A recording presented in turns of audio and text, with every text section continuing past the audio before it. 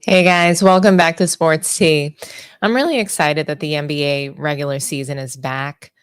Um, the sports world, it's just been on fire this week, honestly. The Knicks got spanked by the Celtics. I do want to, shout out Jason Tatum for his performance. He's clearly on a mission this season, and I'm really proud of him. Just everything that happened to him over the summer was pretty embarrassing to go through what he went through during the Olympics after coming off of winning a title, right? So, really happy for Jason Tatum and the Celtics to start the season off pretty strong. Um, oh man, Brunson is overrated. Shout out to Harlem. Push. Come on, push. Brunson is overrated.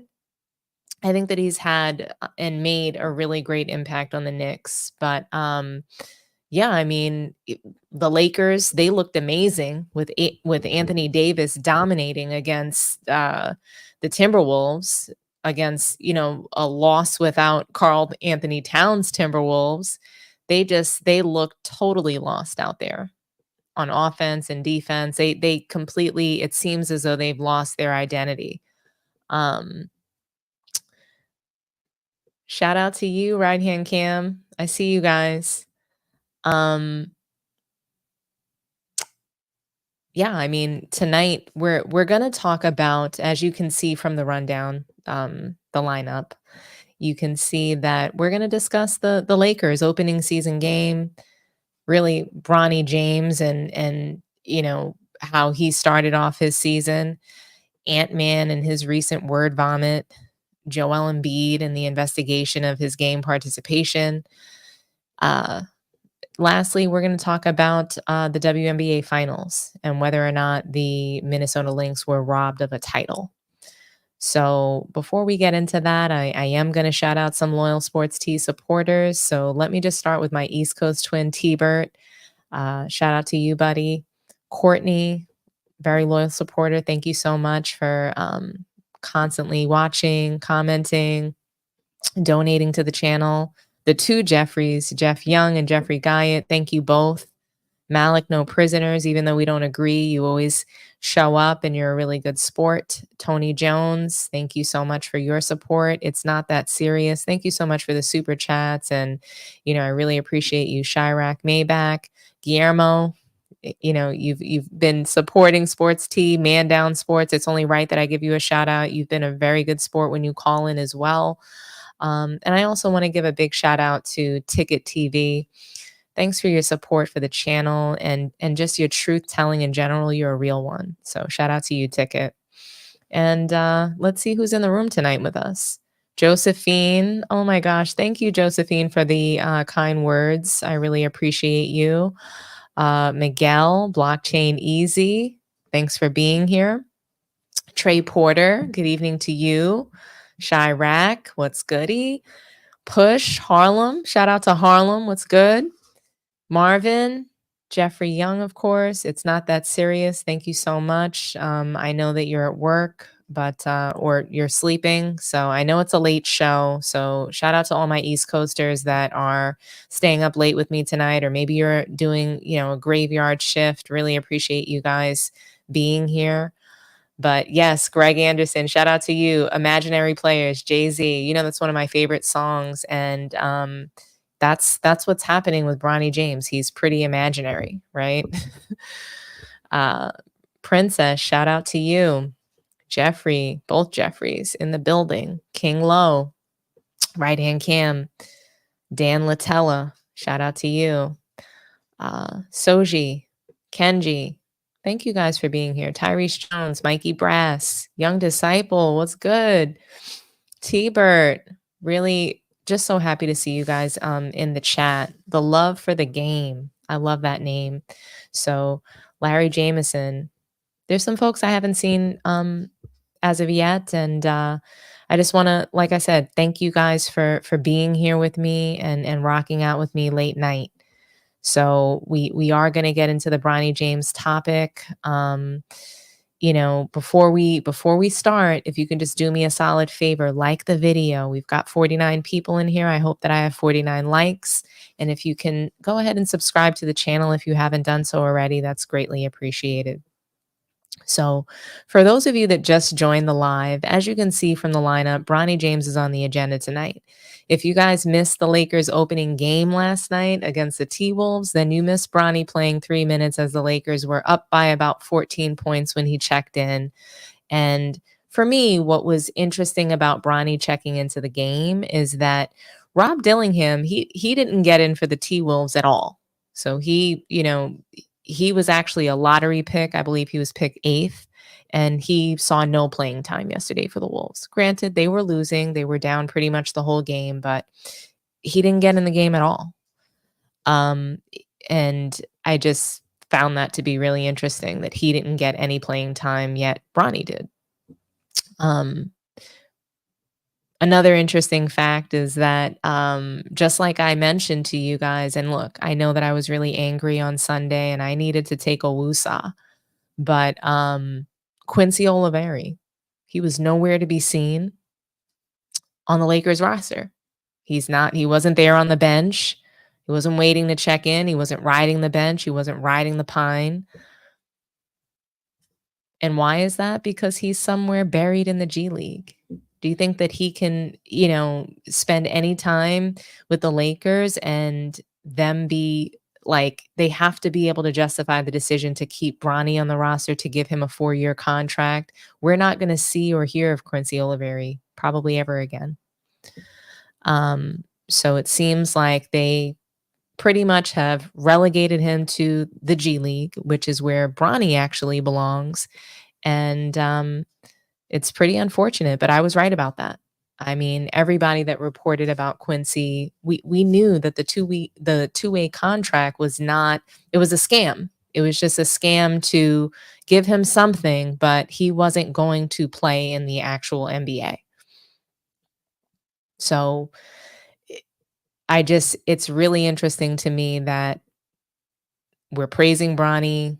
He didn't really show up in preseason, summer league, college, high school, anywhere. And he had some meaningful minutes yesterday. Like I said, Lakers were up by 14. They did have an opportunity to extend that lead. And as soon as Bronny checked in, you see the chemistry just sort of leaving the Lakers team instantly. Yeah. Quincy, he wasn't on the bench as a DMP. Very sad, right? Quincy, unfortunately, he's somewhere in the dumpster fire called the G League, which is better known as the Goon League for the gangsters, a place where if Bronny was sent, he'd never make it back to the pros. Just to talk a little bit about, what I saw, and I mentioned the chemistry, right? The chemistry of the team, it completely changed once Bronny checked into the game. When Bronny was on the floor, prior to that, the Lakers had a decent lead. And they, like I said, they probably could have extended that lead, but in true LeBron fashion, they needed a photo op or a highlight for history, right? For the history books. And LeBron creates a completely wide open shot for Bronny, which of course was a LeBricky. So Bronny bricked it. Fast forward to today, we see a highlight clip of LeBron passing the ball to Bronny and him raising up to shoot, but we never see the miss. It was a complete brick, and the media is spinning it as if Bronny made this shot, like it's a highlight. The media wanted to make it look like LeBron had an assist to Bronny. Well, as Ticket TV said, Bronny and Anthony Davis combined for a stellar 36 points and 17 rebounds. So Anthony Davis had 36 points and Bronny had 1 rebound. So yeah, Bronny, he showed everybody just how much he can score from anywhere on the floor by not actually scoring anywhere on the floor. See what I just did? Anyway, Bronny fans will tell you that he's a great shooter from anywhere on the floor, and he's better than 80% of the guards in the league currently. The lies are just out of control. We can't make this up. Yes, there are people calling in to, to Sports Tea, to Man Down Sports to say that Bronny is a great shooter, that he can score from anywhere on the floor, that he's better than 80% of the point guards in the league currently. That's cap. We all know that. These are lies. So, yeah, I mean, it's not just that Bronny is in the NBA. I don't think it's that people hate that Bronny is in the NBA or that he plays for the Lakers or that he has a 4-year guaranteed contract that he doesn't deserve. For me, and I'm going to speak for myself in this moment, it's truly the spectacle that's behind it. It's the lies that the media continues to tell. It's the lies that the James family will tell the public when there's really no reason to lie. We know what it is. I want to play some sound bites from both LeBron and Bronny prior to the opening game. They're both telling us lies. But I'm going to let you listen to Bronny first. It's laughable. And, people will try to tell us that we're hating on 19-year-old kids. And, Bronny turned 20, by the way. But let me go ahead and play these sound bites for you guys.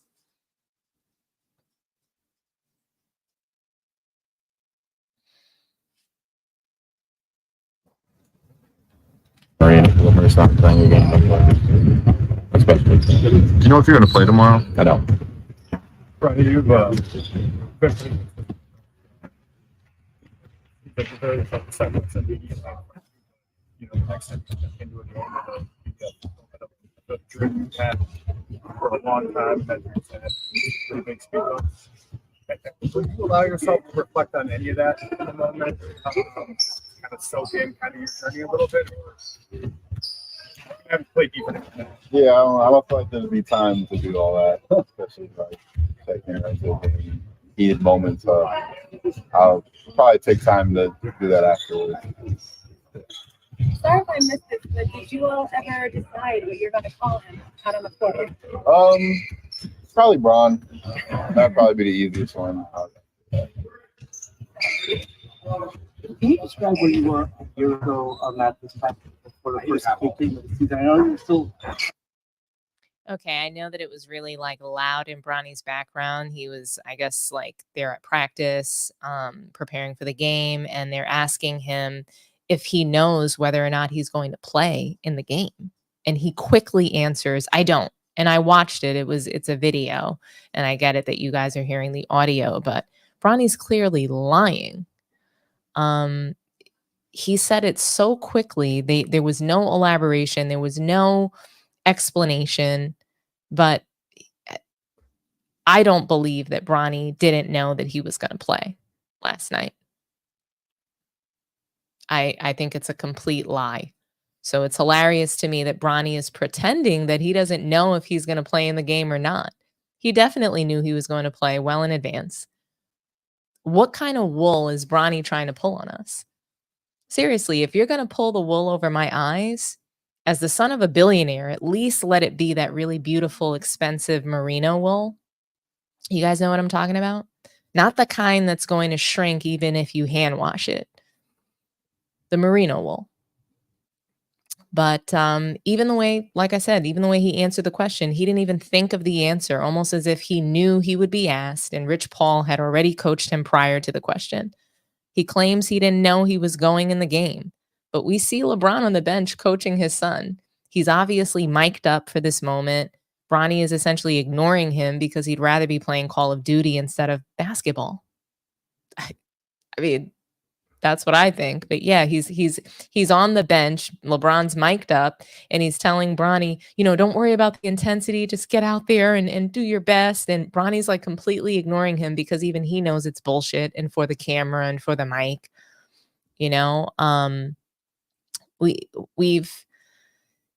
We've talked about the fact that we've already seen a father-son duo. Mel from Man Down Sports, shout out to Mel.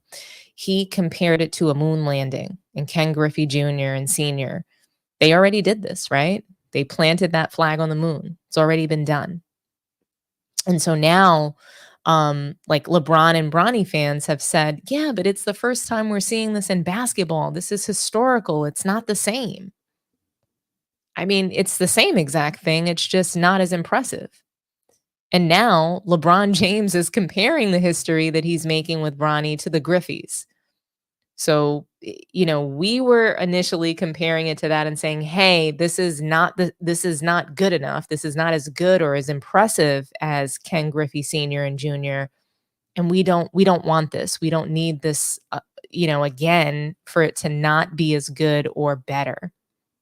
And so, yeah, LeBron wants us to believe that he's been great friends with Ken Griffey Jr. his whole career. So listen up. Yeah, very good team. And Griffey Jr. Okay, yeah. At one point you had kind of like fine. Growing up. Just the fun connection part of it, how cool it happened in the building, but then also just like your admiration for that.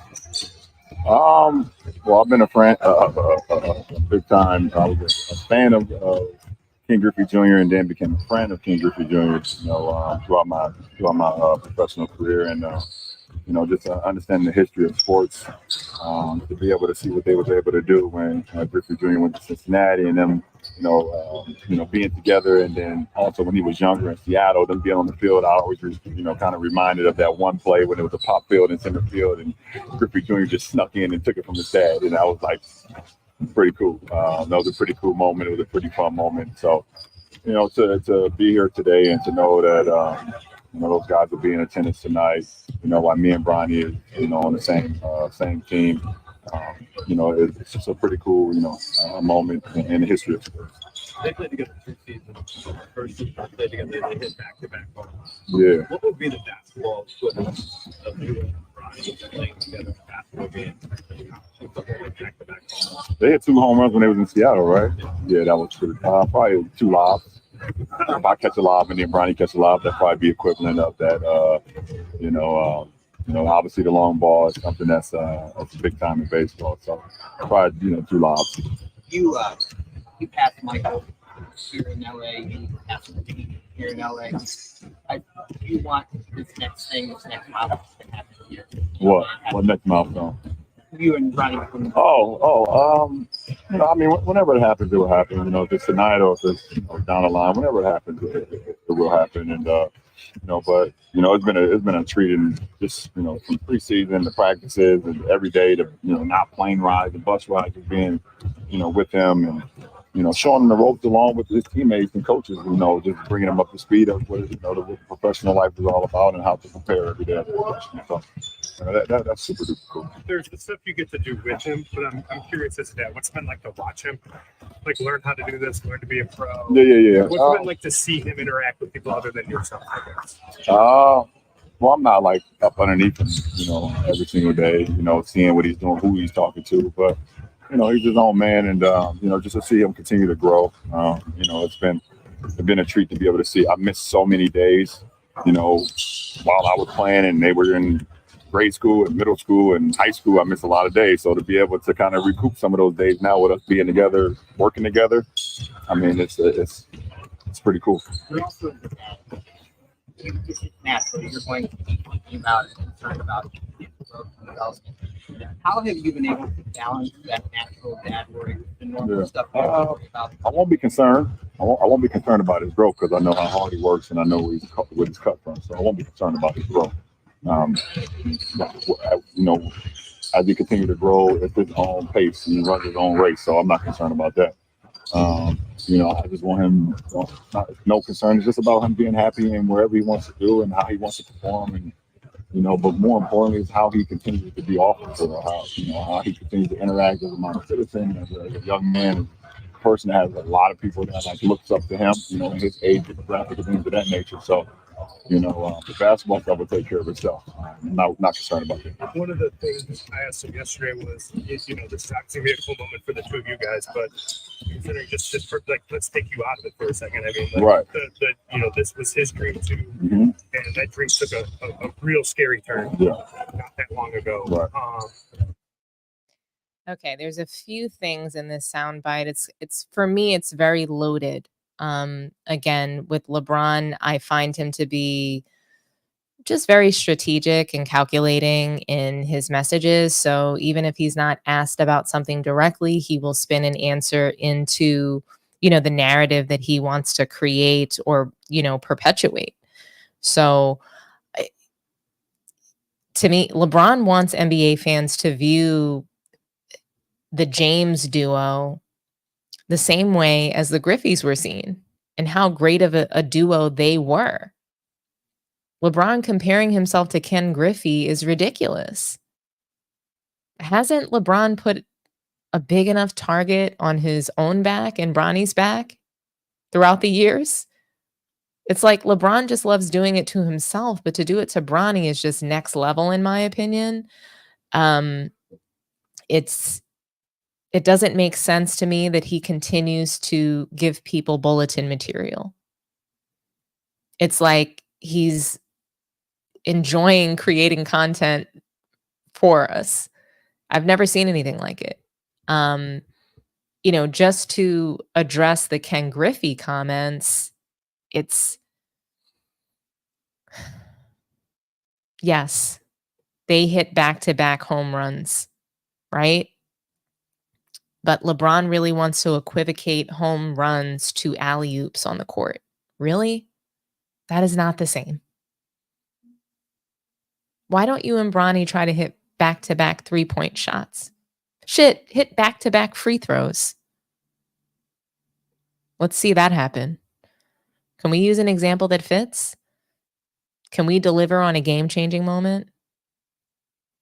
Can we just, at minimum, put Bronny in the game and he's actually effective instead of a marketing tool?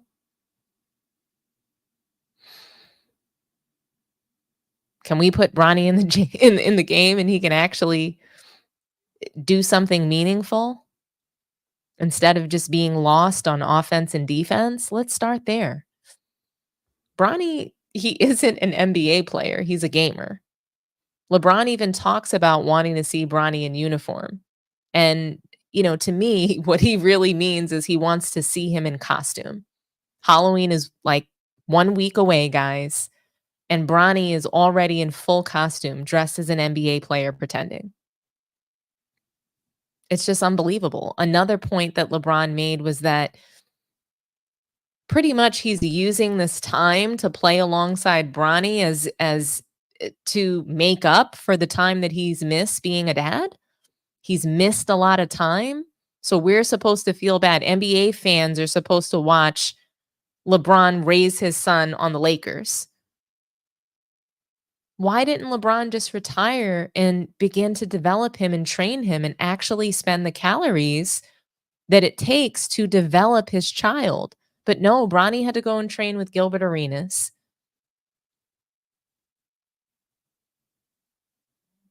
I don't see how that helped him much. I don't understand why LeBron didn't spend more time developing and training Bronny if that was what was important to him.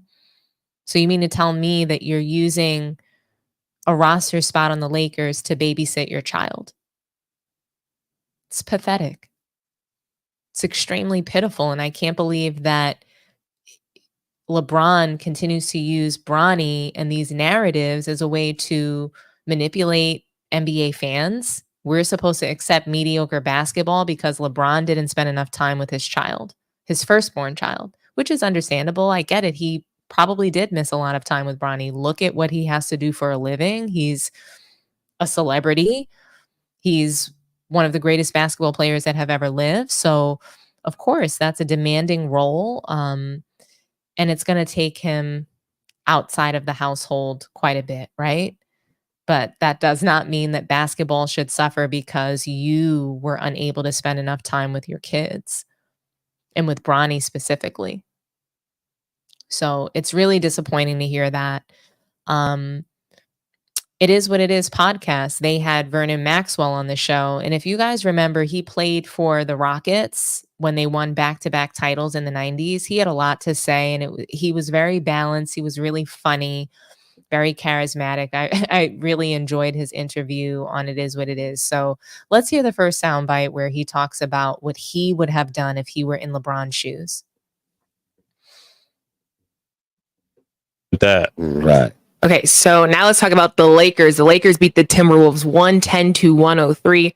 LeBron and Bronny became the first father-son duo in a regular season game to come on the court as teammates. So Vernon, what did you think of the game and LeBron and Bronny sharing that moment on the court? Well, the short moment on the court. I got a lot to say about that. Well, first of all, I want to say congratulations to Bronny and LeBron. I wish I was that motherfucker LeBron. So, because my son, he was at Georgia Tech. He averaged 9 motherfucking points a game and shit. And if I can do what LeBron did, and LeBron, look at me, man. I love you, man, and I love what you about and everything, man. You the only motherfucker you ain't got caught cheating on your wife. You a stand-up ass guy. I fuck with you so tough.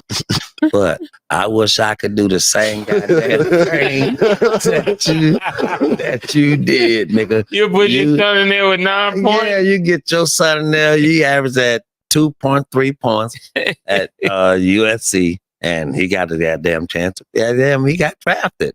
I mean, and your son took somebody else's job. And that's fine, but I mean, I ain't mad at it, but I'm just saying. And the game, back to the game though. And I wish I could have did what you did, LeBron. I wish I could have got my son, Tristan Maxwell, in the league, because he averaged 9.5 at Georgia Tech. God damn it. So, but besides that, okay. But the game was a great game, and the Lakers look real good tonight. I mean, they look real good. I mean, but I just don't, think that's going to hold up. I mean, I think Minnesota, they got, they changed up guys and they're trying to figure themselves out. But I just think that I like, AD played what? I mean, shit. He played well, but shit, how many games he going to play? You know what I mean? So, and LeBron is LeBron. But I mean, I'm just saying the guys played well tonight, but I mean, it's a great game for the Lakers, but I think they're going to be in a play-in game. All righty, guys. Shout out to Vernon Maxwell for keeping it real. He kept it a stack. If he could do, what LeBron did, he would have.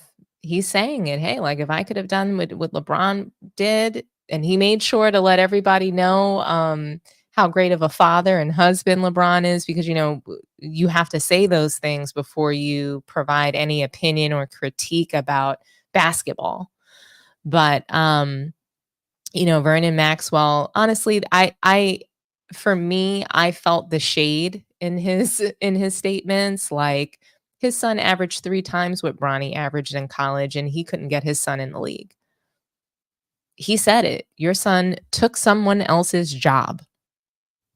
That felt like bars to me. He's not hating on LeBron for having the power to do it. He wishes that he could have done it for his son. That was better than Bronny.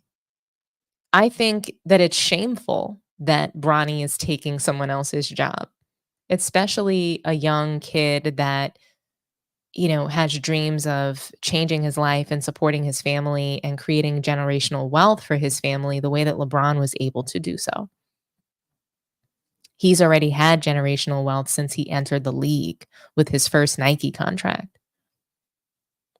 So I don't agree with people saying that LeBron is creating generational wealth for Bronny. I don't agree with that. Yes. I mean, imagine like Bronny, not only did he take someone else's job, but Bronny doesn't have to work. Imagine if everyone did what LeBron did or had the power to do what LeBron did. Imagine if that temptation was there for everyone. This is not just about nepotism. It's about the abuse of power. And that's what nepotism is. It is an abuse of power, but it's just a matter of what does that abuse of power, how does it actually impact, the NBA? How does it, what is the impact or the implication on players and people? And it's a big one when someone like LeBron James does something like this. It sends a huge message that you don't actually have to be talented. You don't have to work hard. You can be the son of a basketball player, grow up with everything, have every resource, be mediocre, and make the Lakers roster, a storied franchise known for its winning.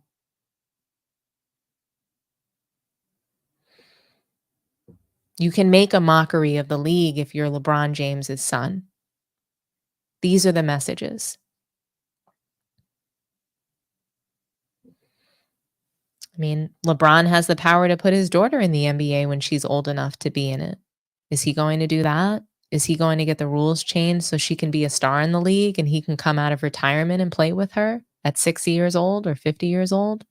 I mean, you never know, right? I'll read a few comments and I'll throw the phone number up. I'll take one phone call on this topic and then we're going to move on to the next topic.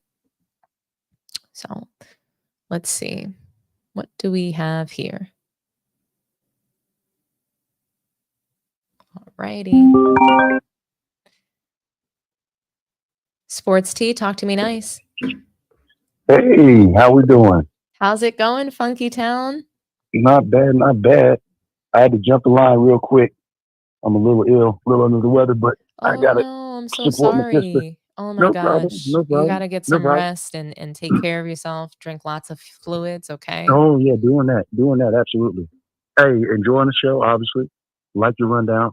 Thank you. Michelle Beetle put foots to behind on this topic. She had Yes. Yes, I actually had have that. She said she had some really good comments. not just good comments. She had the cojones where the two dudes was doing the political, make sure I have a future with clutch sports stuff, and still telling the truth. And after she let them go through their little thing, she just unloaded, and it was beautiful. It was a beautiful thing to see. Yeah. I mean, Just look, I truth. was impressed with what she said. I think she said something along as if Bronny's debut isn't manufactured, then I don't know, what the What word manufactured manufactured means. means. She goes, I am not Exactly. impressed. So I feel the same way that she does. And I mean, it's not impressive. He got in the No, game, he had a wide open shot and he bricked it. and what people are missing about this whole, they're trying to make the comparison between King Griffey Jr. and this. Me and King Griffey Jr. are in the same graduating class from high school. He was taken number 1 overall in the '87 draft. Right. Okay, he was number 1.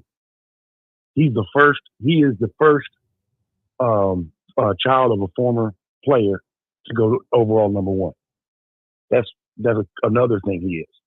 Okay, and his father, he was a free agent who came to the team that he was in, to the organization, into Seattle. So because his father wasn't a scrub. His father was part of the Big Red Machine in the '70s in Cincinnati. His father was an all-star. He's a great player. But at that time, he was past it as far as every day. That's why he was a pitch hitter and stuff like that.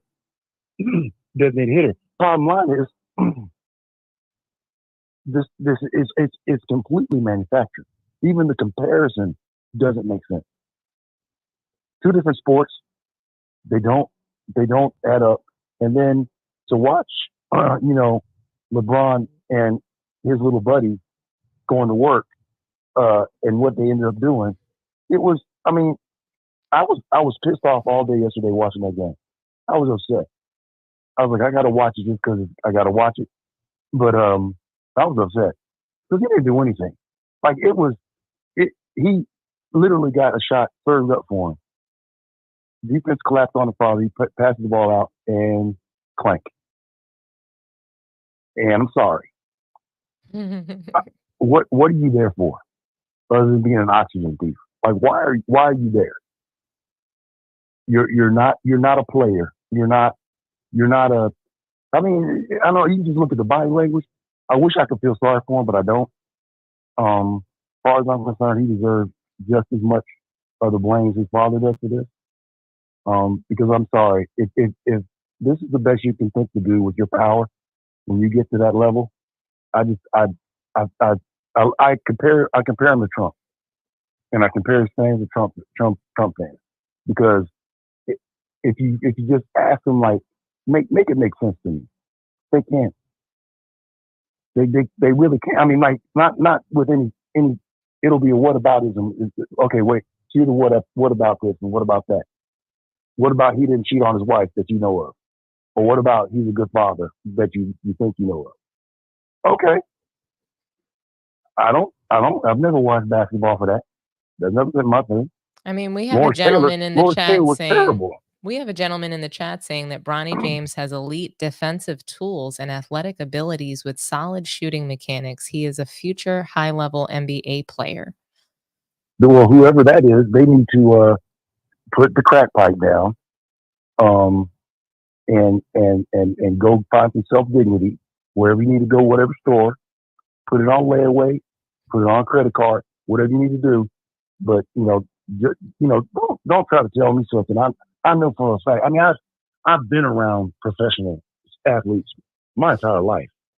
I got connections with professional athletes on a lot of different sports: baseball, basketball, and football. Okay, I went to high school with Oliver Miller. His mother taught me geometry. I can keep doing this. I mean, okay? apparently he says that Bronny has Drew Holiday level potential. Oh, stop it! Just stop it. He doesn't have any of the Holiday kids' potential, to include his children. The thing, and I'll say this about Oliver Miller, right? I remember coming home visiting, and this is later. I'm married or whatever. I've got my kids. I'm out playing in front of my parents' yard. Miss Miller comes by. She starts to talk to me. I asked how Oliver's doing.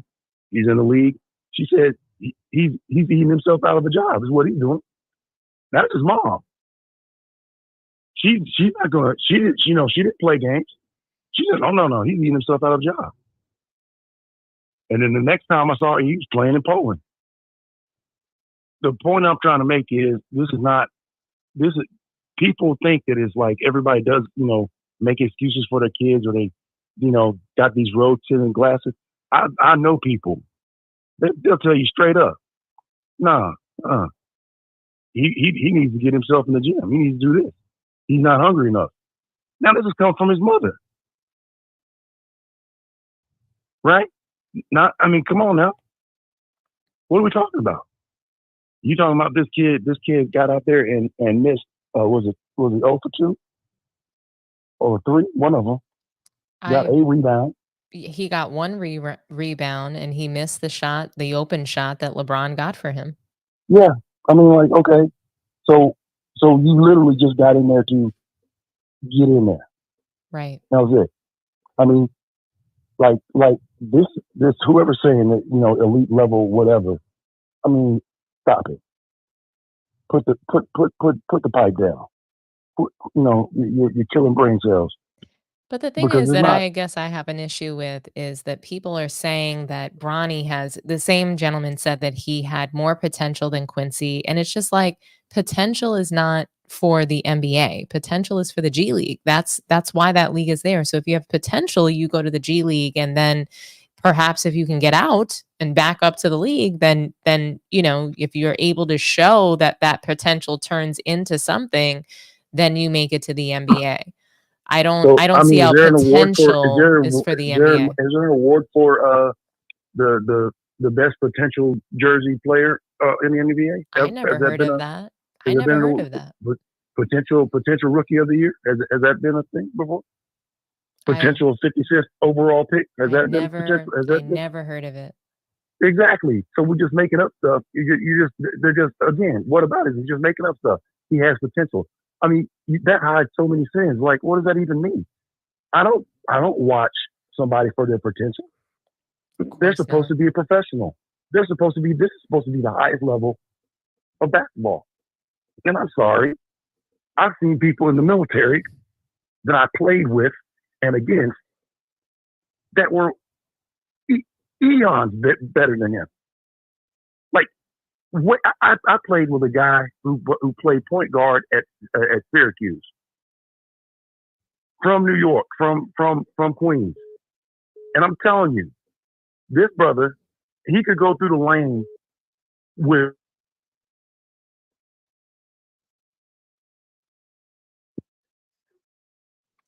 Hey, Malik, I have you on the line. I still have Funky Town. I'll let Funky Town finish his last thoughts, and then we can we'll get to you, okay? But if you can just put yourself on mute and let Funky Town finish his last thoughts, and then we'll take your call, and then we'll move to the next topic, okay? Okay. Thank you, Malik. No, I don't want to take up all the room there, Dominique. Again, I just wanted to wish you well on that. I'm gonna turn in now, but get some rest. Try to feel better. Okay, like I said, take some medicine and try to get some sleep. It's really important. I've been doing that. Good. Right, but again, just keep telling the truth. That's my encouragement to you. Keep telling the truth. Thank you so much. Thank you for supporting the truth. Absolutely, but don't ever lose your integrity over. I'm not thinking you ever will. I'm just saying, please don't lose your integrity. Thank you so much, Funky Town, for calling in. And like I said, get some rest and try to feel better, okay? You got it. Have a good one now. You too. All right. Thanks Bye-bye. for your call. Bye-bye.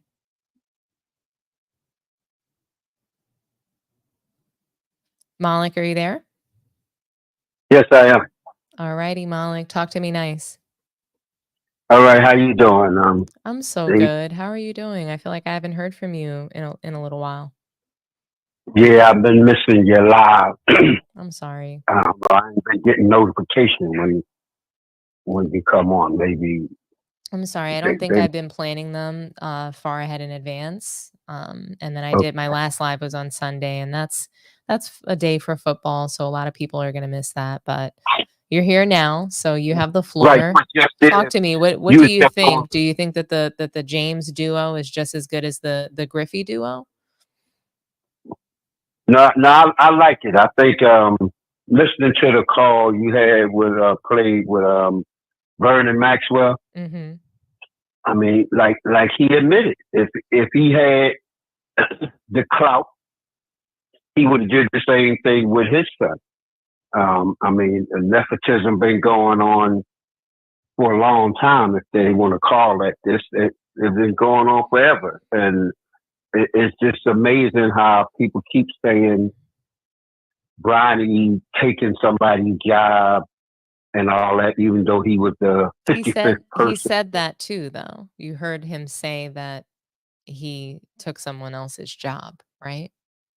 Right. I say that's what I'm saying. I don't understand why people keep saying that he took somebody else's job. Like everybody that's drafted in the NBA is so good, and none of them ever got a spot that could have went to somebody. I think every time they draft a European player, they take away a job for one of them brothers in college that play their hearts out trying to get into the NBA. I mean, it's just what happens. That's what they do.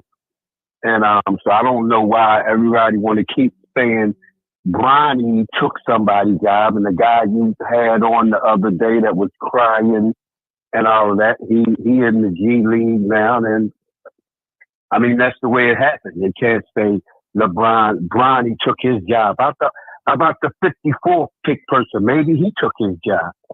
If we want to look at it that way, I just think that. I mean, that's something I think, and I'm just going to interrupt you real quick because I want to address two things that you said.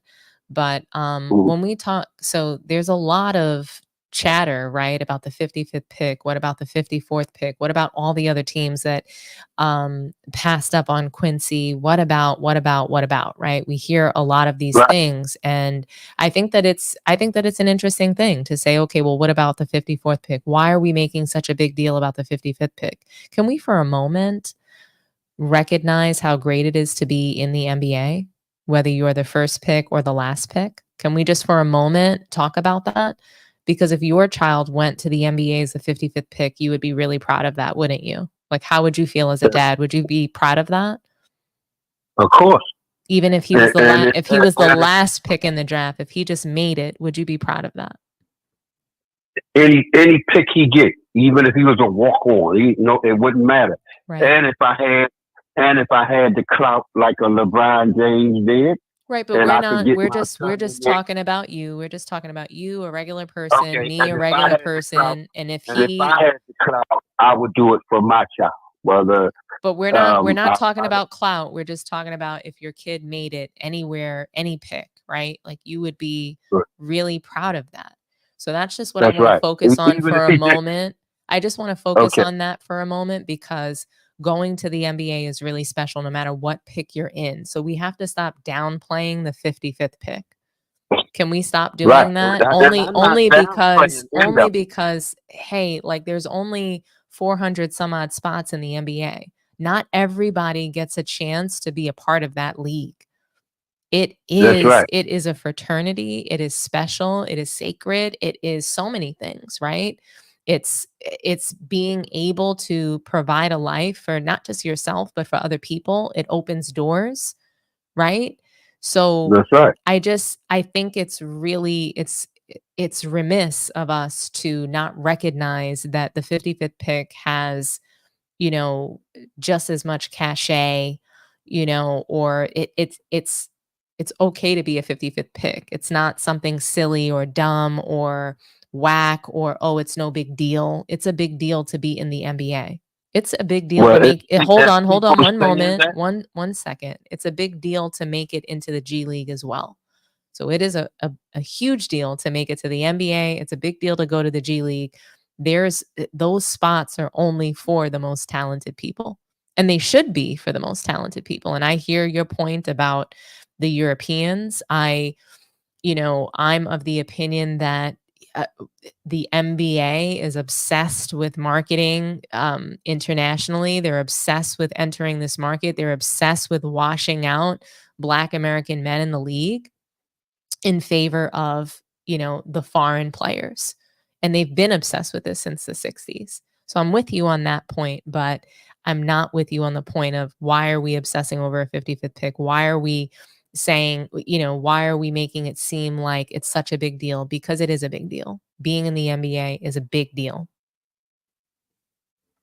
Right. And when I was saying that, I wasn't saying why are people obsessing because it's a big deal. I was saying why they was making a big deal over this one particular player.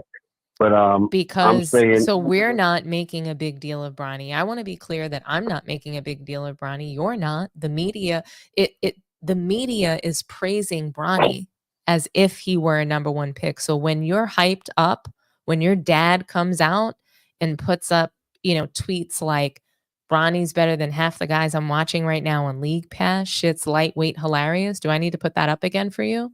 You know that tweet that I'm talking about, right? I know all of it. Right. So when we tweet things like that, when you say things like that, it's just like when you played basketball, right, Malik? Like at some point. Yes, ma'am. Right. So yes, back in the day on the playground, on the playground, if you talk shit, if you talked about how you could beat somebody, if you told people what you were going to do and you came up short, what happened after the end of the game? People talked to you, right? They talk shit back. And not only did they talk to you, they probably talked about you. They might have talked about you for several days after if you got your ass beat. If you couldn't back it up, when you talk, you have to be able to back it up. And something that I always say is that if you say it, then we can pick it up. So that's the problem, is that LeBron James is putting these things out there and he's giving people content. He's giving people something to work with. One second. So LeBron is giving people something to work with and he's giving people the material. He's doing that. He's saying that Bronny is going to be this. He was saying that Bronny was better than half the NBA players that are currently in the league. So when you say that and then Bronny comes out and shoots literally 1 for 15, that's an issue. When he checks into the game and he's instantly a -5 over 3 minutes, it's not that you're not backing up any of what you said. Bronny's not living up to the hype, and people are going to critique that. People are going to poke holes in that. And that should be expected. And that's anybody. That's not just because he's LeBron James. When you say that you're going to do something and you don't do it, when you say I'm good at this and in fact you suck, people are going to criticize that. That's life. That's what happens. That's not about it being, oh, it's because it's LeBron. No, it's because LeBron said that his child was going to shine in this league. He said that just a week or two ago, that Bronny was going to shine in this league. JJ Redick is saying that he earned his opportunity when he's just out here purse snatching. And yes, he did steal a contract from somebody else. He might not have stole it from Quincy, from anybody that's more qualified, because there's I'm more qualified to be on the Lakers than Bronny at this point. The way that he's shooting, the way he's turning over the ball, the way he's picking up his dribble with nowhere to go. I wouldn't make any decisions like that on the floor. And I'm just kidding about me being better than Bronny, but like, seriously, we need to get real about Bronny. He doesn't belong, and it's okay for us to admit that he doesn't belong. And can you hear me? Am I still on?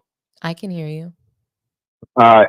I'm saying, and with all that, how can they judge him now when he played one game? He played one game in the NBA. He's going to play more games. He got to play more than one game before you can say whether he is any good or he's not any good. And trying to question? Can I ask you some questions? Sure.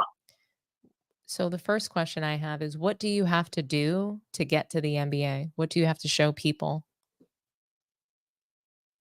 Well, judging, if we just use what happened now, all you need is a I'm not talking about talking about judging now. The question that I asked you was, what does a player have to do to get to the NBA? So this means that Bronny's not in the NBA. You typically play at some point you play on the playground. Maybe then you play in middle school. Maybe you play in high school. Maybe you play in college, right? So what are some of the things that you think that players have to do to get to the NBA? What do you do that shows people that you're ready? Play basketball. Okay, so Bronny played basketball. And so that's right. Are you saying that he showed qualities that prove that he belongs in the NBA prior to coming? Did he play well in college? Well, he only played 25 games in college. And can I ask you something? How many games do you think are in a college season? Do you know?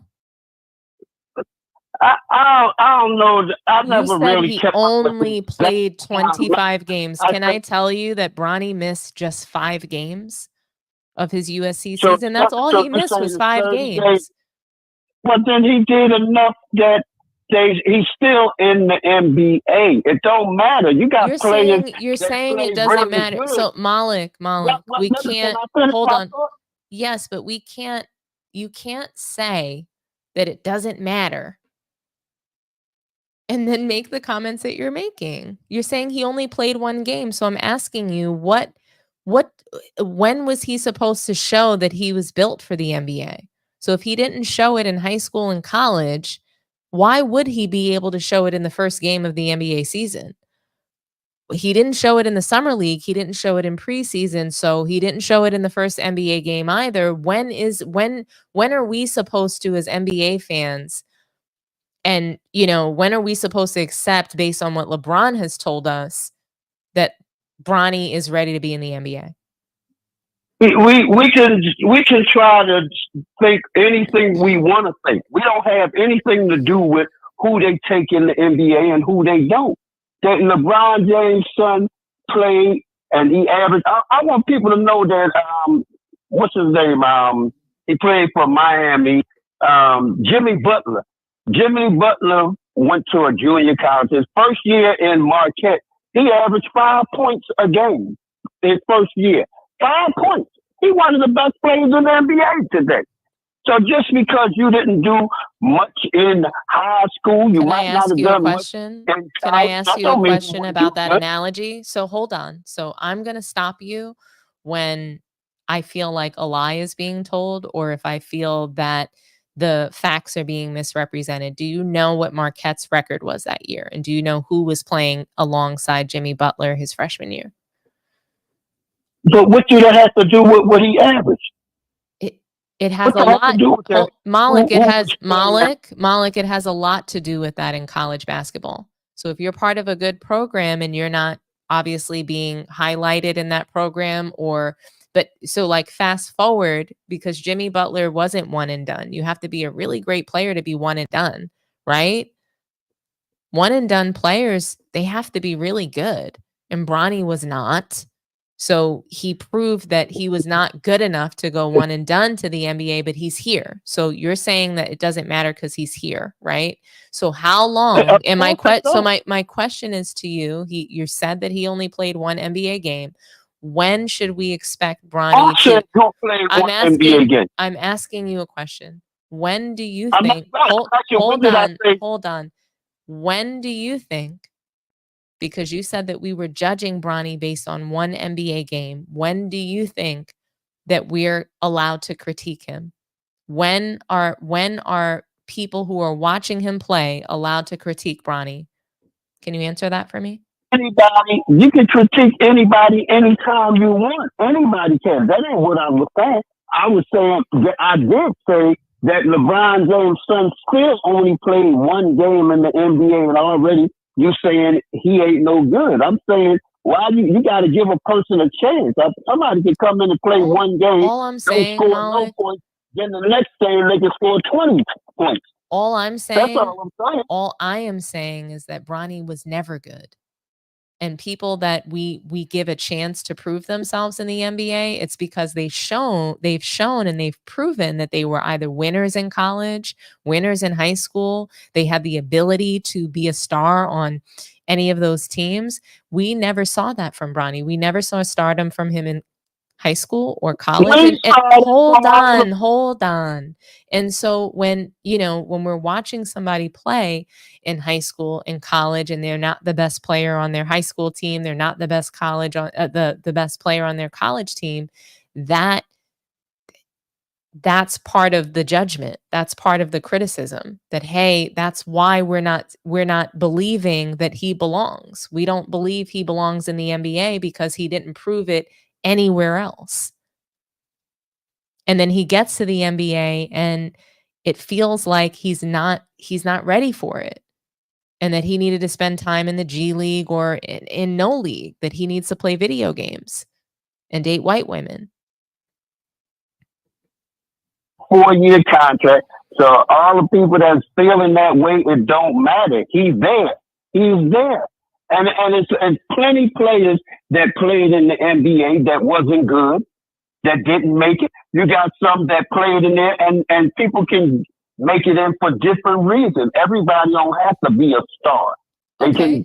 So Bronny doesn't have to be a star. He doesn't have to be a star. You're right. So my last question, and we can end the call with this, Malik, is, when do you think that we'll be allowed to see what Bronny's real skill set is? When are we going to see that he's built for the NBA? When do you think that will be? Well, I think when he playing, he's going to be better. And I think when he do, no matter how good he do, the people who hating on him and his father are going to still find something wrong with something that he do. All of what you just said, Malik, hold on a second. All of what you just said is completely irrelevant. I asked you a question about a timeline of when we can expect Bronny to get better and to be a fully developed NBA player, because he's not one right now. So he's not an NBA player right now. No, I'm talking basketball, and I'm asking you a question. One moment. I'm asking you, when can we expect Bronny to fully transform into an NBA basketball player? Right now, he's dressed for Halloween, and I want to know when does the uniform and the costume come off, and when does he become a real NBA player? At the rate that it's going to take for that to show, when we see him playing as he's going to do, and I believe he's going to be good because he had the greatest coach he could have ever had, and that was his father. And his father could teach him, and I know he taught him more about this game than any of them could. I just think that as he plays, because no matter how much the people hate, he's there, and he's going to play, and I believe he's going to be a good basketball player. And I watched him play. He had games where he scored 15 in college. He had 11-point game. He had 17-point games in the last game with in the preseason. So he showed that he can score points, and nobody gives him credit when he played good, but they always want to talk about when he don't play good. And when he played good, it was because they got... So that's not true. So Malik, I had to mute you because that's a lie. Okay. Bronny, I woke up to every single preseason game of Bronny with him being praised when he literally scored 0 points. In the game where he scored 17 points, he had 17 points off of 17 shots. Okay. Quincy Oliveri scored 19 points in the first half.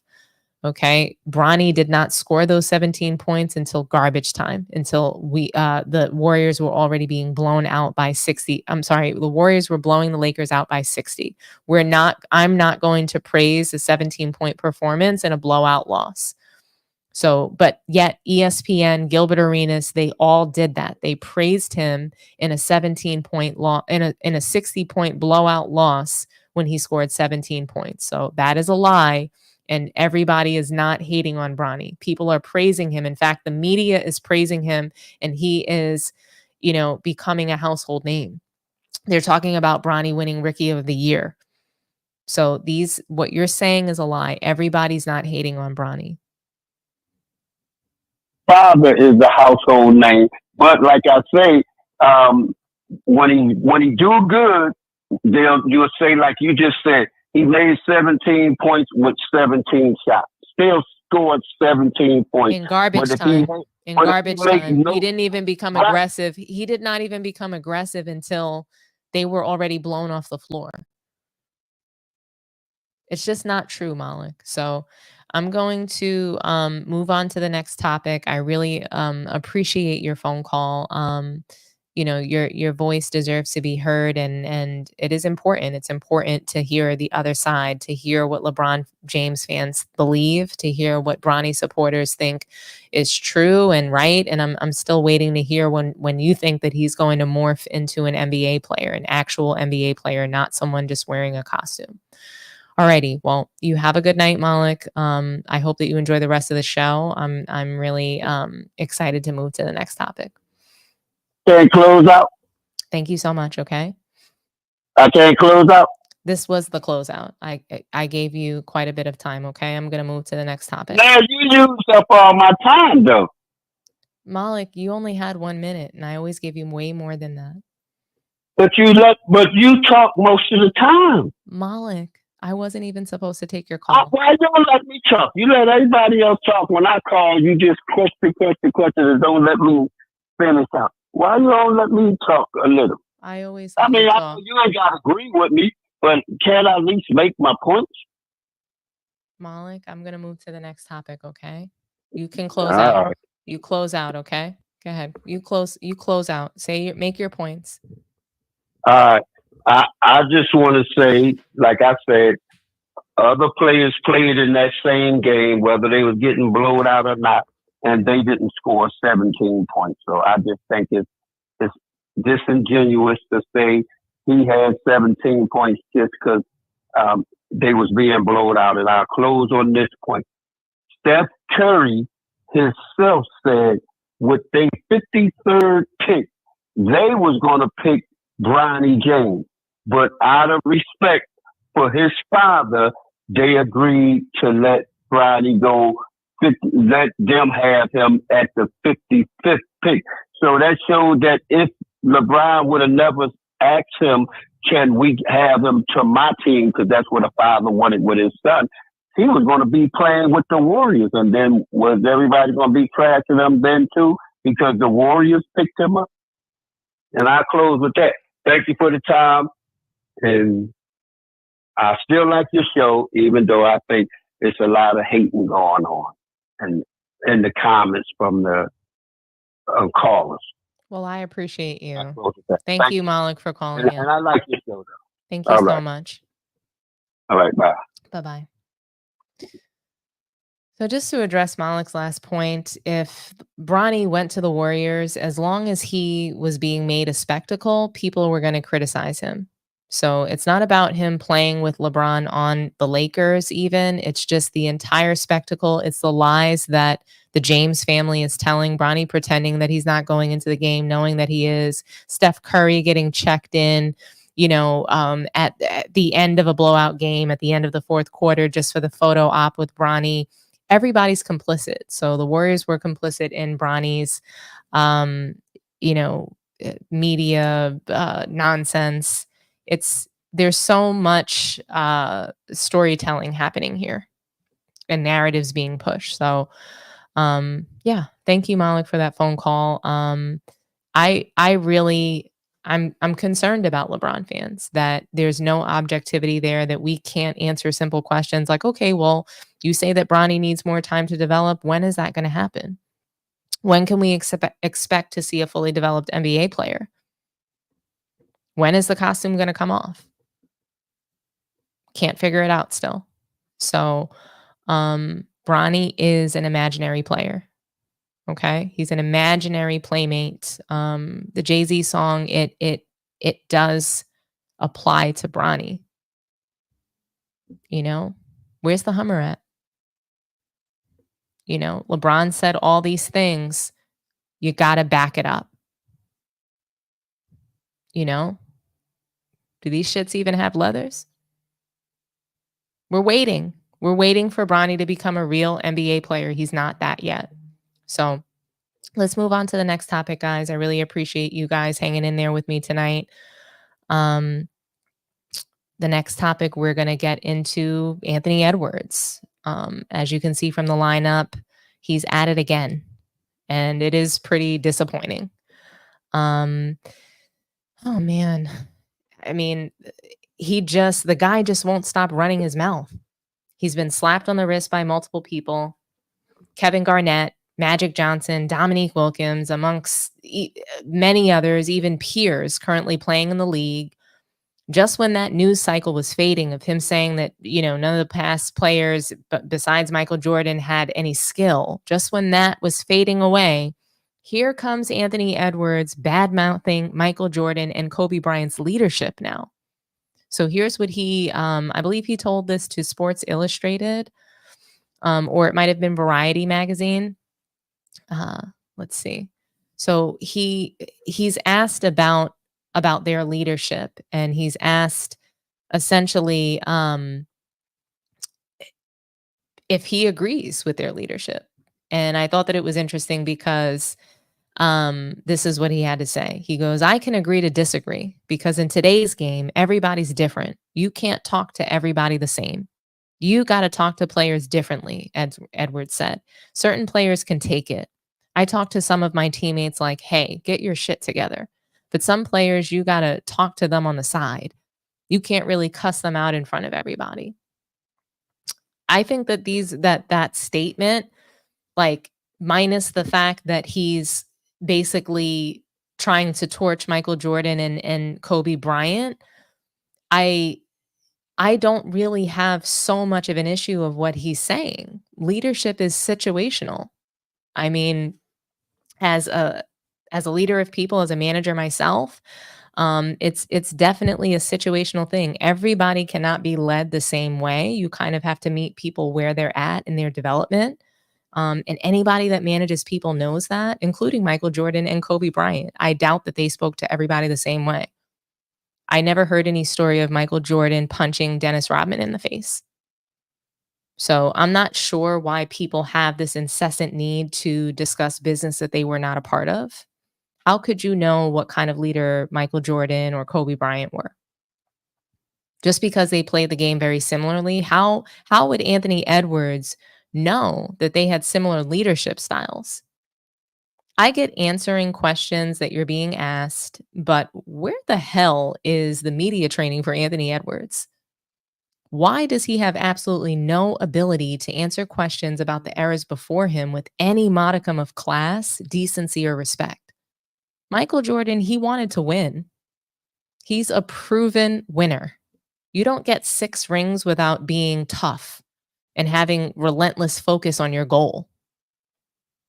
At work, I call it, to my team, I call it the WIG, the wildly important goal. And that's what you're focused on, and that's all you're focused on.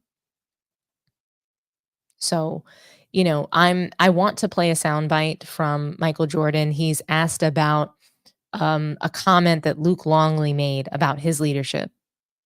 I'll play it for you guys now. Luke described your leadership style as carnivorous. What do you think about that? Yeah, I mean, I can see that from his perspective. Quite naturally, yes, I can see that. And look, I didn't go in there with that mentality. That's how it's gonna.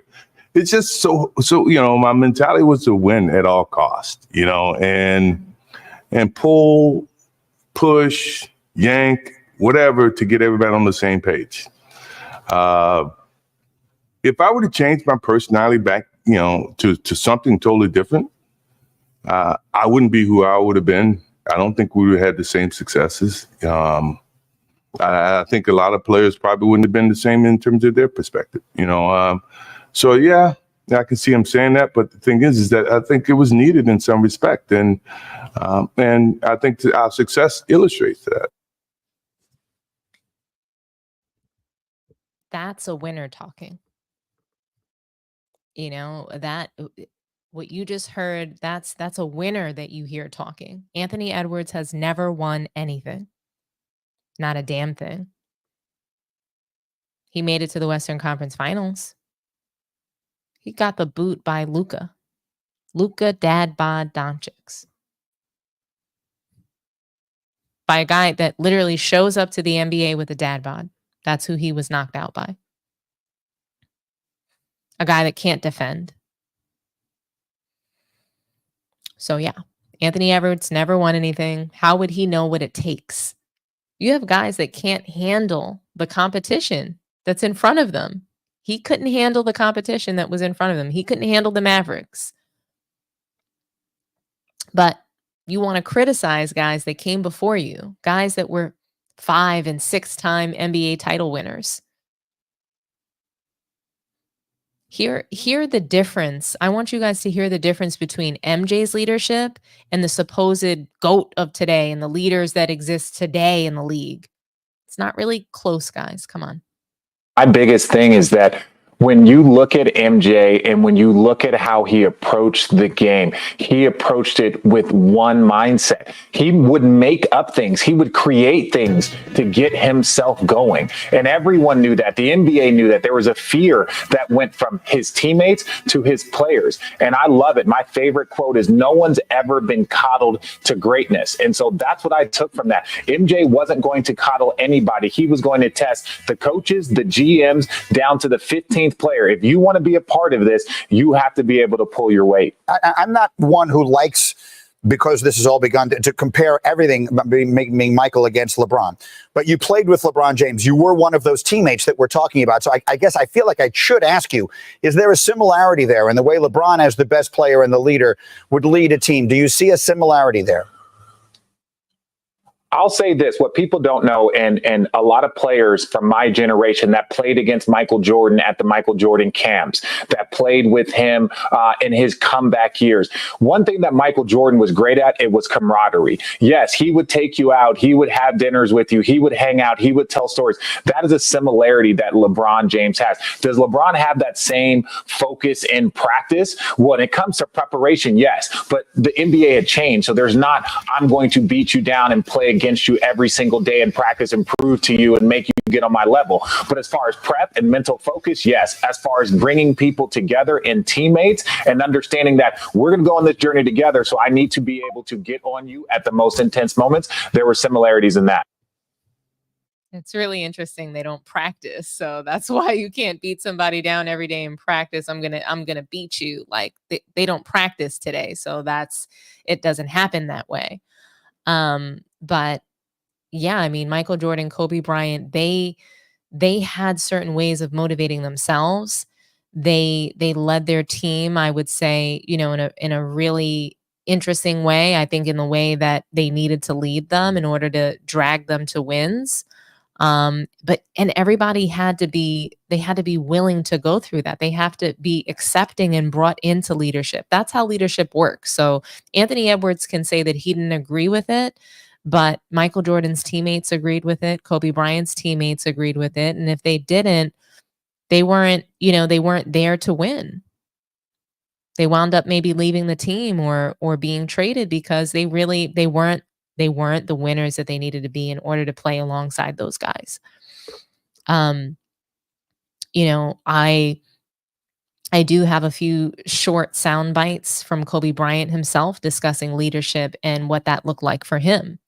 So I want you guys to listen to the late, great Kobe Bryant talk about things that only winners can understand. Is it a lonely existence? Leadership is lonely.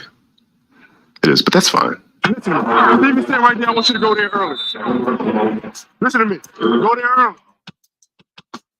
I'm not going to be afraid of confrontation to get us to where we need to go. I think there's a big misconception where people think winning or success comes from everybody putting their arms around each other and singing Kumbaya and patting them on the back when they mess up, and that's just not reality. If you're going to be a leader, you're not going to please everybody.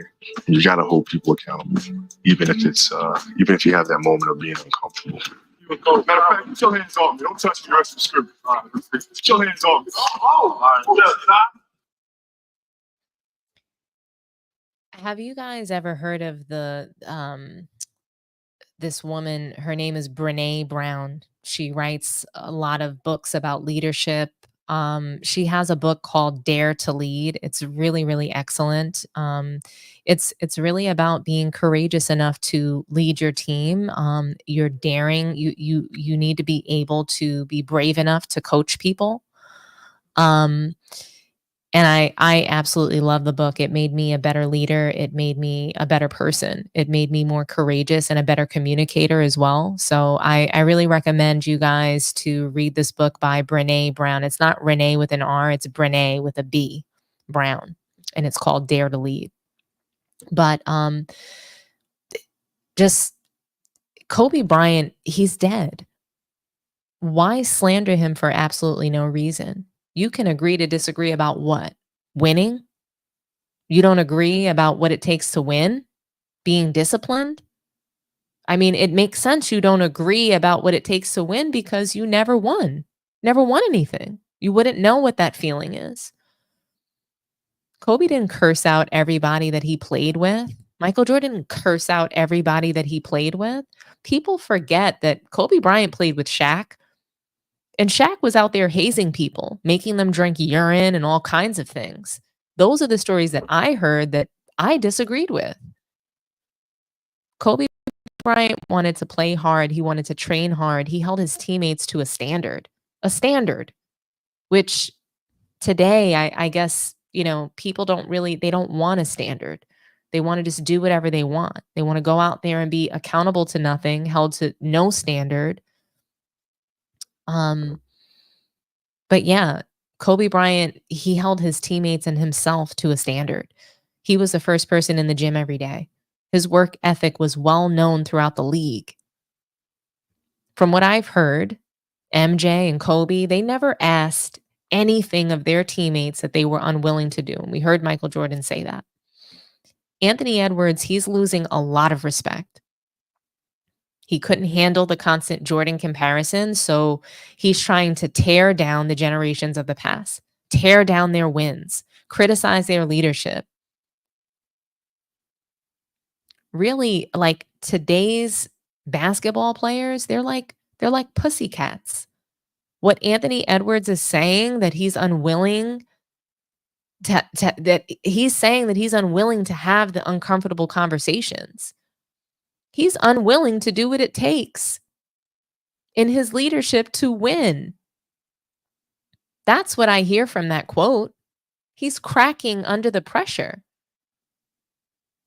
The pressure that is essentially to perform to the standard of some of the greatest players that have ever lived. It's hard to live up to that. I agree. It's hard, and we all know that. But don't bite the hand that fed you. MJ is the reason why huge contracts and sneaker deals exist. Stop being disrespectful. Kobe Bryant, may he rest in peace, was one of, if not the greatest Laker ever. Stop trying to tear down his legacy. Shut your mouth, Anthony Edwards. Lie to those 4 baby moms you have. Stop lying to the public. Stop trying to distract us from the fact that you have yet to win a title and you're cracking under the pressure of comparisons. Comparisons, they are the thieves of joy. But you owe the big homies an apology. How dare you, Anthony Edwards? Shut your mouth and figure out a way to win. And stop speaking on things that you know nothing about. When you win a title, share with everyone how you did it. Until then, shut your mouth.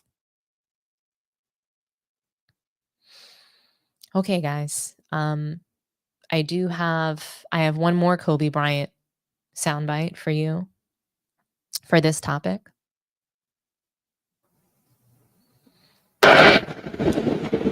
Said, I'll give the ball into you if you work. You don't work, you don't get the ball. Said, throw me the ball. No. Work. I never pulled any punches. What you see is what you get, man.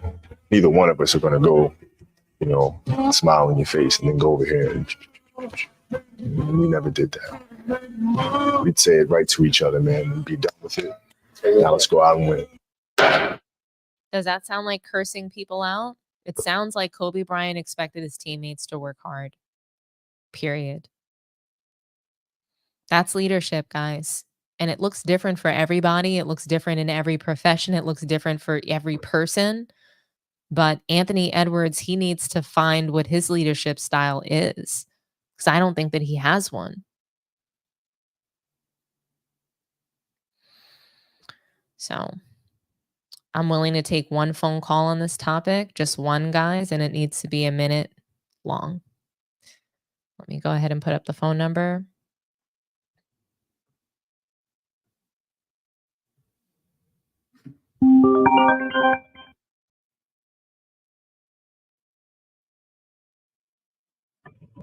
Sports T, talk to me nice. Hey, how you doing? This is that black guy from St. Louis, Missouri. How you doing? Hey, how's it going, that black guy? I just want to let you know that Sunday stream. I mean, you was on a 15, and I loved every minute of it. Besides, Bible reading and meditation on Sunday, that got my Sunday off to a great start. About this topic, the only thing that I can really say is there's only 2 valid things that you could say to a grown man. You're going to either give me an excuse or give me a reason.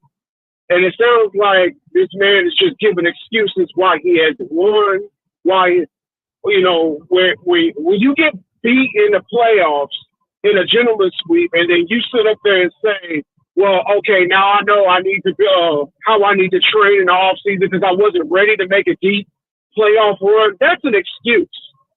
When you go to training camp, when you do anything, when you're a professional and they're paying you millions of dollars, it's not just to get through the regular season. It's to get to the playoffs, have a chance to win a championship. So that's an excuse. I'm so sick of this generation making excuses and not taking accountability. If he would just said, hey, look, that was a better team. They kicked our ass. We got to get better. I would have more respect for you than just sit up there, oh, well, I didn't know that this is how hard it was. Jordan, when he got knocked out by the Pistons 3 straight times, he said, hey, we got to be as better. We got to go back to the lab. We got to get better.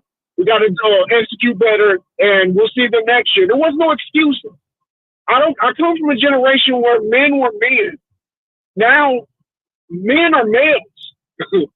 And it's frustrating because I don't even have anybody that I respect like the Jordan, the Kobe. Look, I used to be a Kobe hater until he retired. Let me say it like that.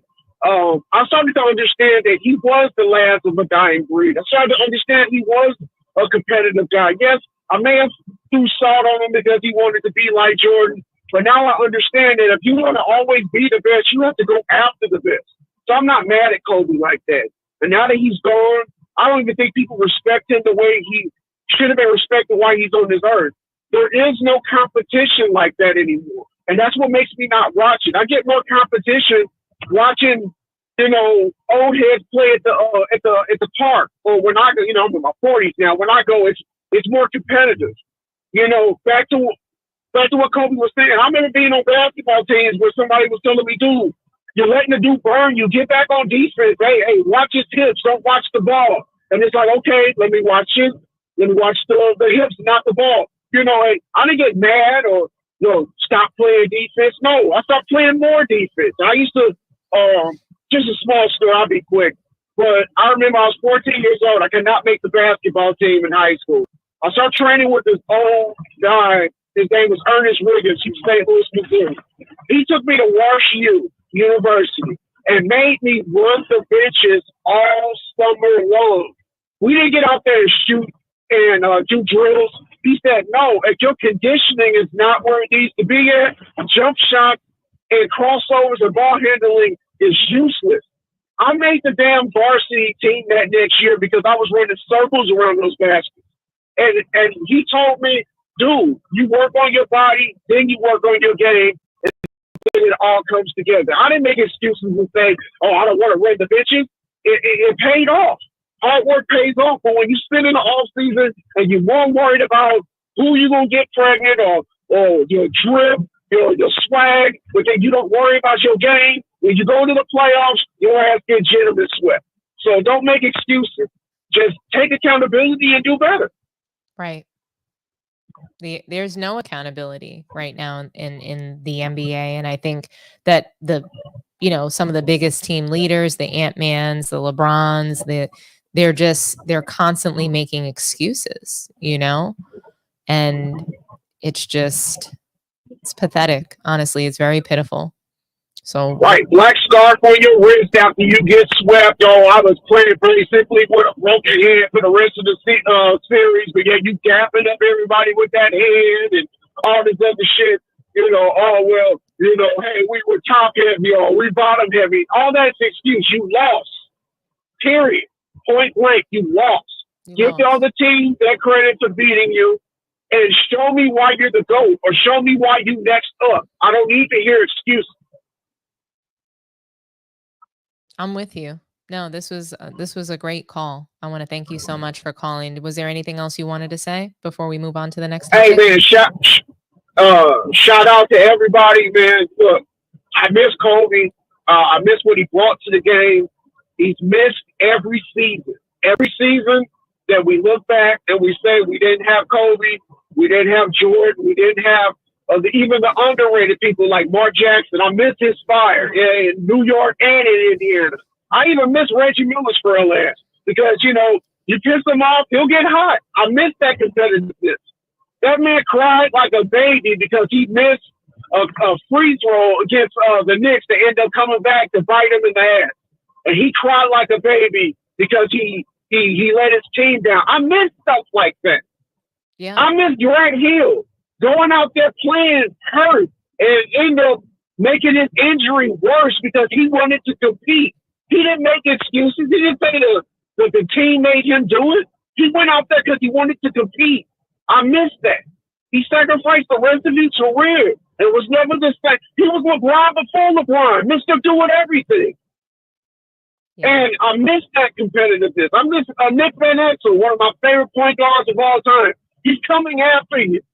He's coming after you. He didn't get the nickname Nick the Quick for no reason. I miss my era because I knew no matter if it was an NBC game, no matter if it was no matter what game it was, I was going to see the best competition out there. I can't say the same.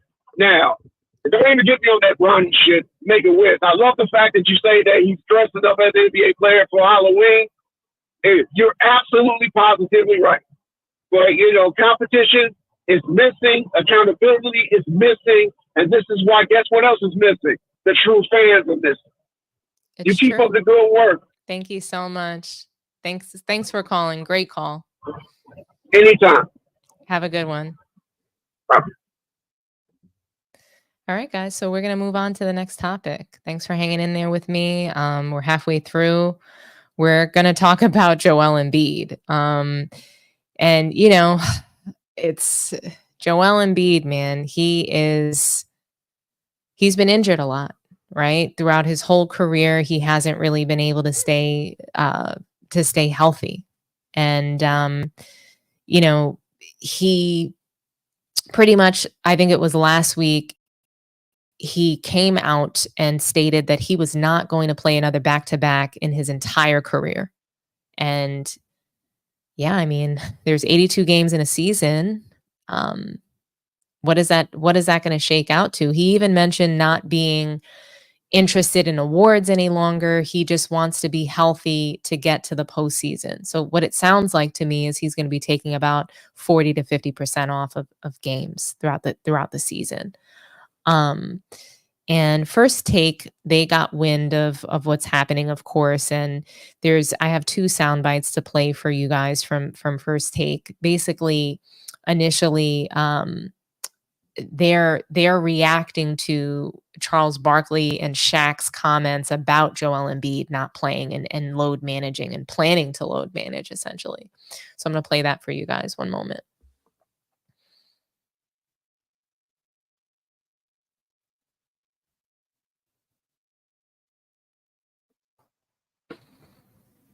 76ers will start their season without 2 of their biggest stars. Both Joel Embiid, Paul George ruled out with knee injuries for tonight's opener against the Milwaukee Bucks. And in hopes of keeping the team healthy for the postseason, Philly plans to keep both players out back-to-back games all year long. On Inside the NBA, both Chuck and Shaq took exception with the Sixers' new strategy. I was so disappointed in Joel Embiid saying he wasn't going to play back-to-back games. You cannot say, as a leader of that team, I'm not going to play certain games. I thought that was a bad message. The league isn't that physical for him to say that. You pick and pop. You don't get double. You don't get triple. You don't get flagrant foul. There's no reason to say I'm not playing back-to-back. All right, Perk, I want to come to you first. Do you agree with Chuck and Shaq? I get what they're saying, but I don't agree.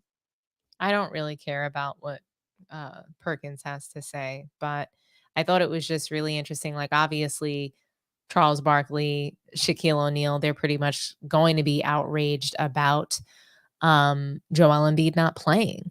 I mean, he's never healthy. If you can't play, I want to say if you can't play at least 80% of games, injuries are going to happen. You're going to get nicked. You're going to, things are going to happen, right? You might have to sit down. Heck, some players might have to take off an entire season. That happens, right? But Joel Embiid consistently misses games, and it's always something. He could have a stomach illness, his knee, his weight, his this, his that. He's never in shape. And I don't know. I think that when you can't play and you can't give it your all, if you can't put everything on the floor every single night, not just for yourself as a player and for your own dignity, but also for the fans and for the organization that you play for, then you should retire. So, Stephen A, he had a lot to say about Joel Embiid never playing another back-to-back. I just feel like it's a yikes situation, because it's like you're coming out saying, "Hey, I'm planning on not being available." It just, the bar is so low for NBA players right now. NFL is really America's sport. It's a badge of honor for NFL players to go out there and play injured. Look at what's going on with that guy Tua. Crazy, right? Total, like, polar opposites. But Joel Embiid, he was just so comfortable making that announcement, telling the 76ers fans that he's going to cheat the game and the fans. He said he wasn't worried about awards, just winning titles. Load management, in my opinion, is out of control. Joel Embiid is actually being investigated for his participation in load management, essentially. The NBA is investigating Joel Embiid's game participation and what his involvement is in, deciding to load manage. They're looking into his role and the team's role in this decision. and if he's actually injured. The NBA wants to put a stop to load management because it's hurting the game and it's ruining the culture. Imagine Joel Embiid is your leader and he's just taking nights off and you're showing up every day ready to work. How do you look up to that? How do you respect that as your captain? If you can't play all 82 or at least 80% of the games during the season, you should retire. And teams shouldn't even want to deal with it. There's so much talent out there. I don't understand it. How is it that guys who make 50+ million a year don't feel any accountability to showing up to work? This is your job.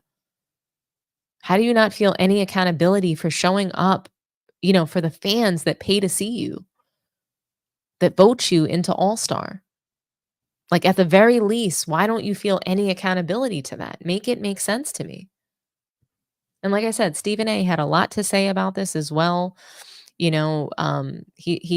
spoke on Joel Embiid's injuries throughout his career, and he responded to Shaq. I'll play it for you guys. There is a plan in place. Well, let's be more direct. I'm very disappointed. Let me get a solo shot right here, please. Tired of looking at it. I'm just tired of it. Okay, right here. I'm disappointed in Shaquille O'Neal and Charles Barkley. I can't believe what came out of their mouth. Joel Embiid has missed 329 games in his career. Let me go down the list. He missed 39 games. He only played in 39 games last year. Last season alone, 34 games missed because of his knee. 4 games missed because of his ankle. 2 games missed because of illness. In his career, are y'all ready for this? Are you ready for this, Big Perk? Doggy? In Joel Embiid's career, Shaq, Barkley, my brothers, I love y'all. But this is what Joel Embiid has missed in his career. Foot, knee, health protocols, back, hand, face, ankle, shoulder, calf, hip, elbow, ribs. I mean, damn. Is there a part of the body that I missed? This dude has been hurt over every imaginable injury you can find on the human body. He's had everything has happened to him but a heart attack. Literally. Look at this. I have the numbers right in front of me. Why can you not understand him going like this? Yo, I'm trying to be ready for April, May, and June. I might not need to play the back-to-back or whatever. We don't like it. But we have not seen somebody miss games like this over an inordinate amount of bodily injuries. It's gotten to the point where you might be afraid for Joel Embiid to get on a flight. He might get hurt by flying. It might happen. You just don't know. I understand. If it was anybody else, I get where they're coming from. But for Joel Embiid, who's a monster, who shows up and will bust your ass, I don't understand how they can have a problem considering all the injuries he sustained. Well, look, it's not like this is a new thing. So I get it. One thing that I loved, about Kobe Bryant is the fact that he took pride in showing up to every game. He played injured. He put everything he had on the floor. Let's hear what Kobe Bryant has to say about load management.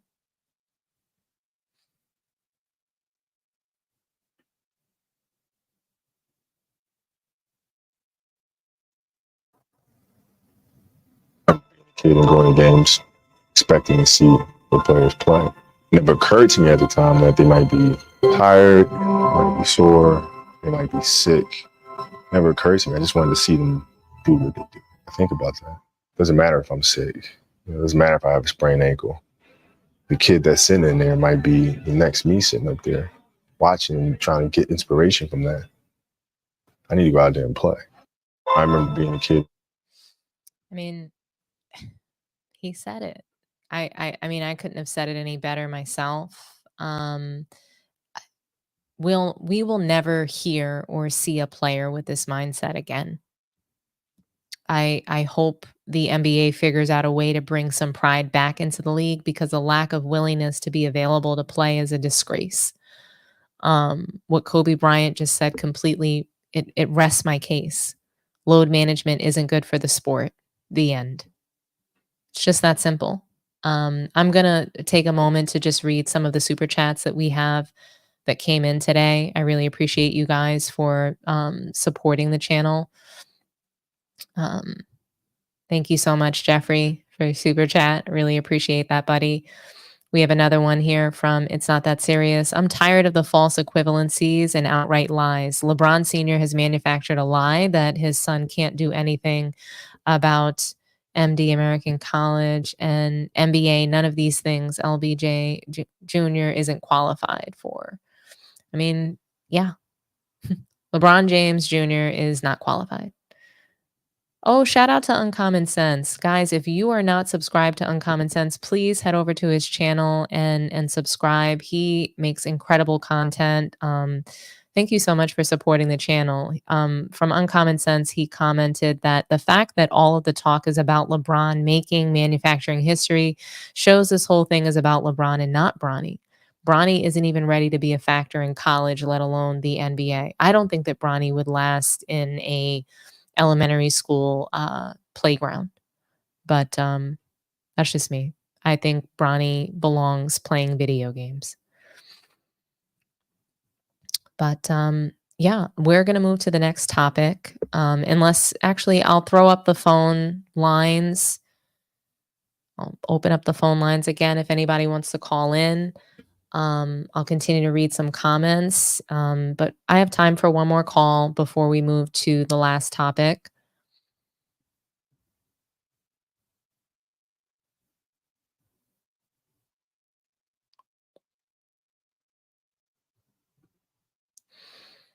World Breaker, I'm reaching too hard. What happened? What am I reaching about? Was it the load management topic? Was it the leadership topic? Chirac Maybach, they are the dumbest fan base in sports. How can I be the greatest in every conversation with a losing finals record? I don't know. Where does the NBA have MJ best player? I don't really understand that comment. Kobe once punched Samakai Walker. Okay. So it's said, and I don't know that this is true, Eric, but Shaq supposedly was hazing players on the team. He was literally making them drink urine, apparently. There's stories along those lines. And that just goes to the point of the NBA being a fraternity. There's things that, that brotherhood is going to do that, sort of initiates you into the league. So yeah, I don't agree with anybody drinking urine or being hazed, but hey, these are some of the stories that happen, that have been told. Wade was LeBron's leader. Bron came to Miami as Wade's Bronny. Oh my gosh. Sheesh. Leadership isn't just by motivating players or passing them the ball. It's about when the leader has his back against the wall to lead by example. This ain't kindergarten. If you can't be led to be better, then find a new profession. I agree. I absolutely agree. Guys, I want to shout everybody out for a moment because there's a lot of really great engagement in the chat, and I'm just you guys are still talking about LeBron. So we're going to move on to the next topic. Greg Anderson, can't make another clown the face of the league. Absolutely. I mean, last season, I was rooting for Ant-Man. Everything that he was doing, the energy, the culture that I felt like he was driving. And now it seems like he's just crumbled under the comparisons and the media consistently comparing him to Michael Jordan. And I think going into the Olympics to play with, some of, maybe perhaps his mentors in LeBron and Kevin Durant, it just seems like he was influenced negatively. I don't really know what else to say. Maybe this is just all on his own, has nothing to do with his big homies, but it just feels like something changed in him, and it's unfortunate. So maybe when he lost in the Western Conference Finals, he just, really didn't handle that very well. I'm not sure.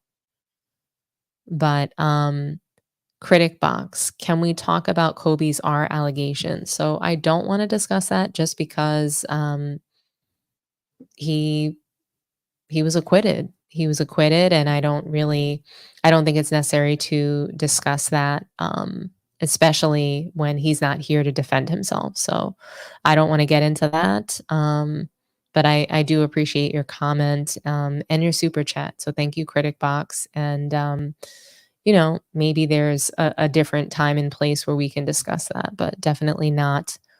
I don't think that this is the appropriate time for sure. Okay, so we're going to move along. The last topic for the night is the WNBA Finals.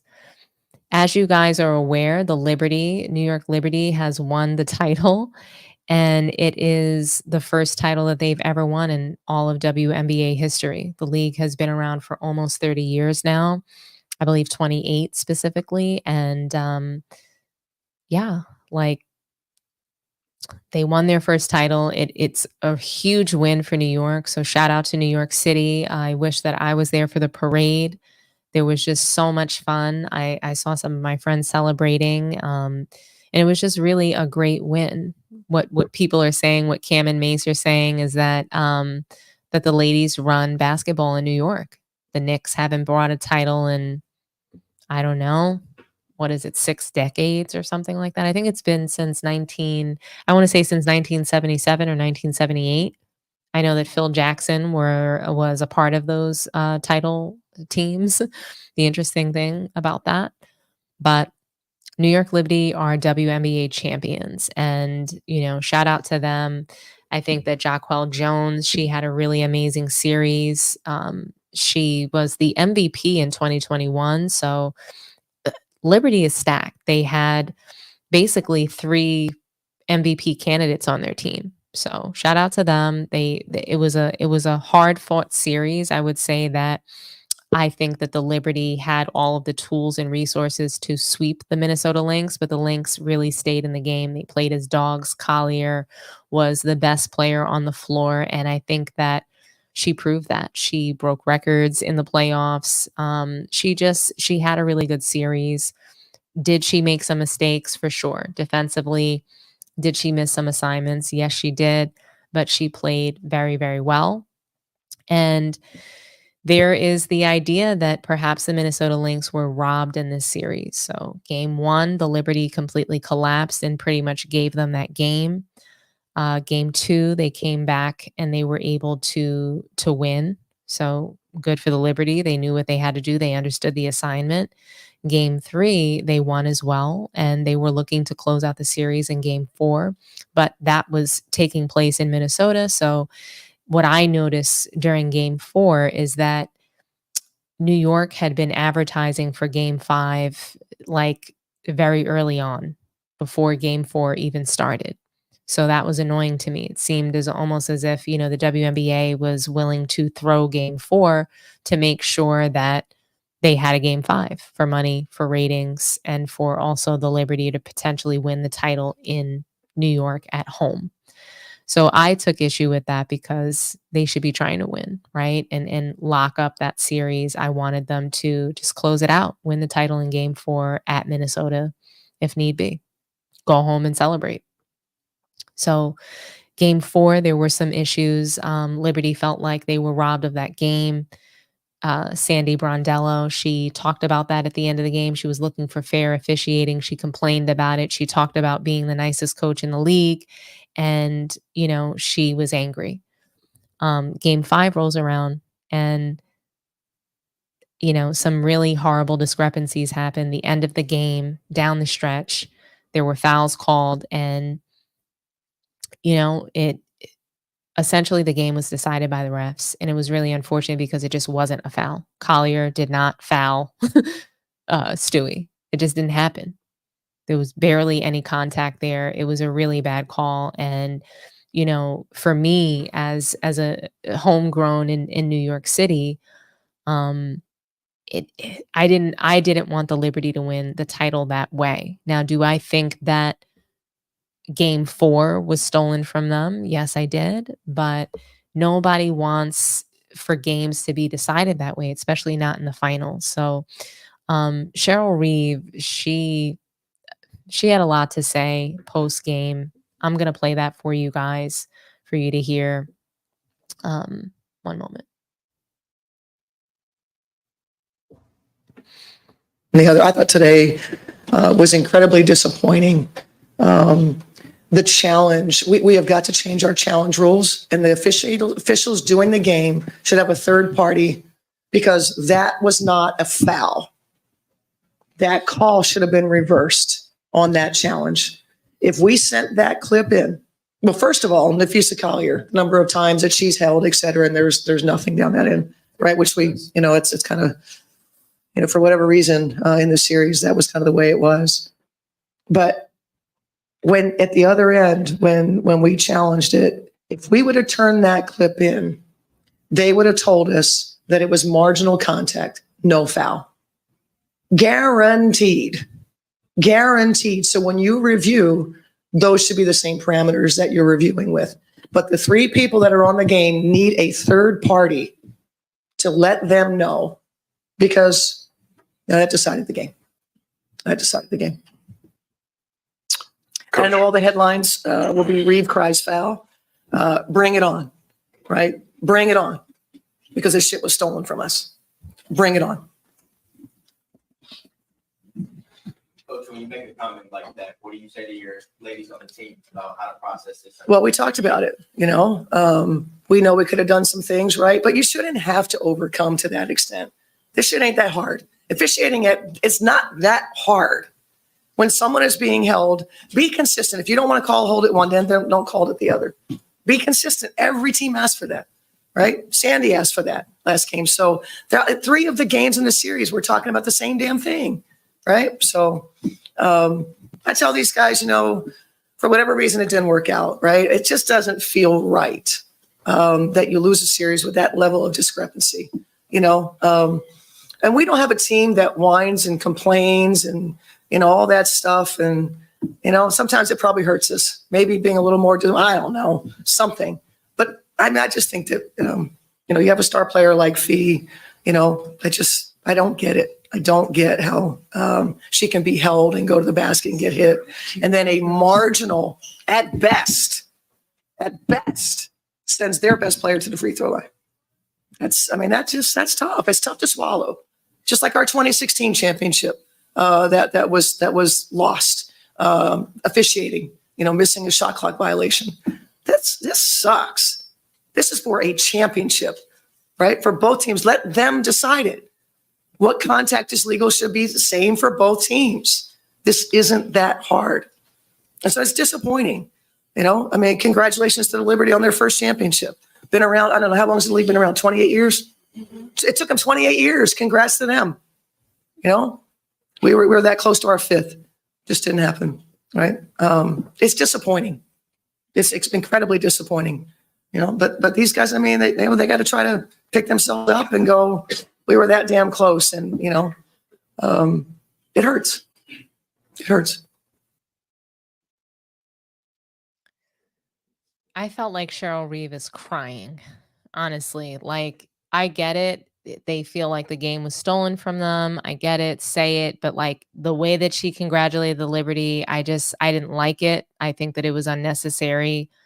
I really want to hear what you guys think about the WNBA finals. Did the Liberty deserve to win? I think that they deserve to win that series. They had game 4 taken from them, and I guess the refs took game 5 from the Lynx. It's definitely, it's tough. It's a tough situation, but we're going to take one phone call, guys. Hey, T-Bert, talk to me nice. Oops, I had you on mute. Talk to me nice, T-Bert. Hey, what's up, Dom? What's up, chat? So nice to hear from you. Talk to me about the WNBA finals. I know you have a lot to say about this topic, and I know that it's on your heart. So, absolutely. Before I get to that, let me give a shout out to It's Not That Serious. I think that's his name. He said his when you first came on. He said his daughter was sick. So, just want to wish, health to his daughter, and I hope she gets well. So shout out to It's Not That Serious, y'all. Yeah, shout out to you. It's not that serious. Oh, I hope your daughter gets better soon. Seems like All something's right. going around lately. Yeah, it definitely is. All right, you asked me a question. What you want to know about the W? Do you feel like the title was robbed from the Minnesota Lynx? Do you agree with Cheryl Reeves that they were robbed?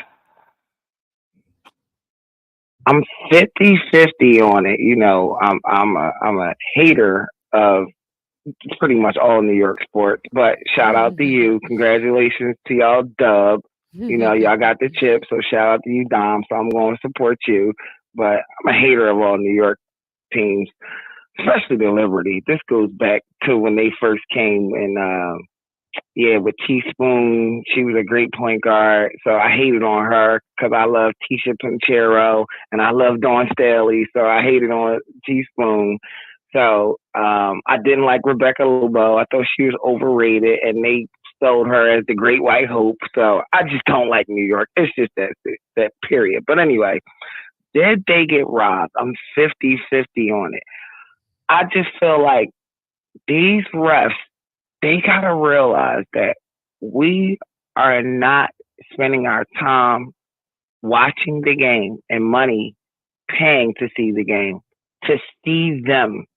We don't care what you look like. We don't want to see you, especially at the end of the games.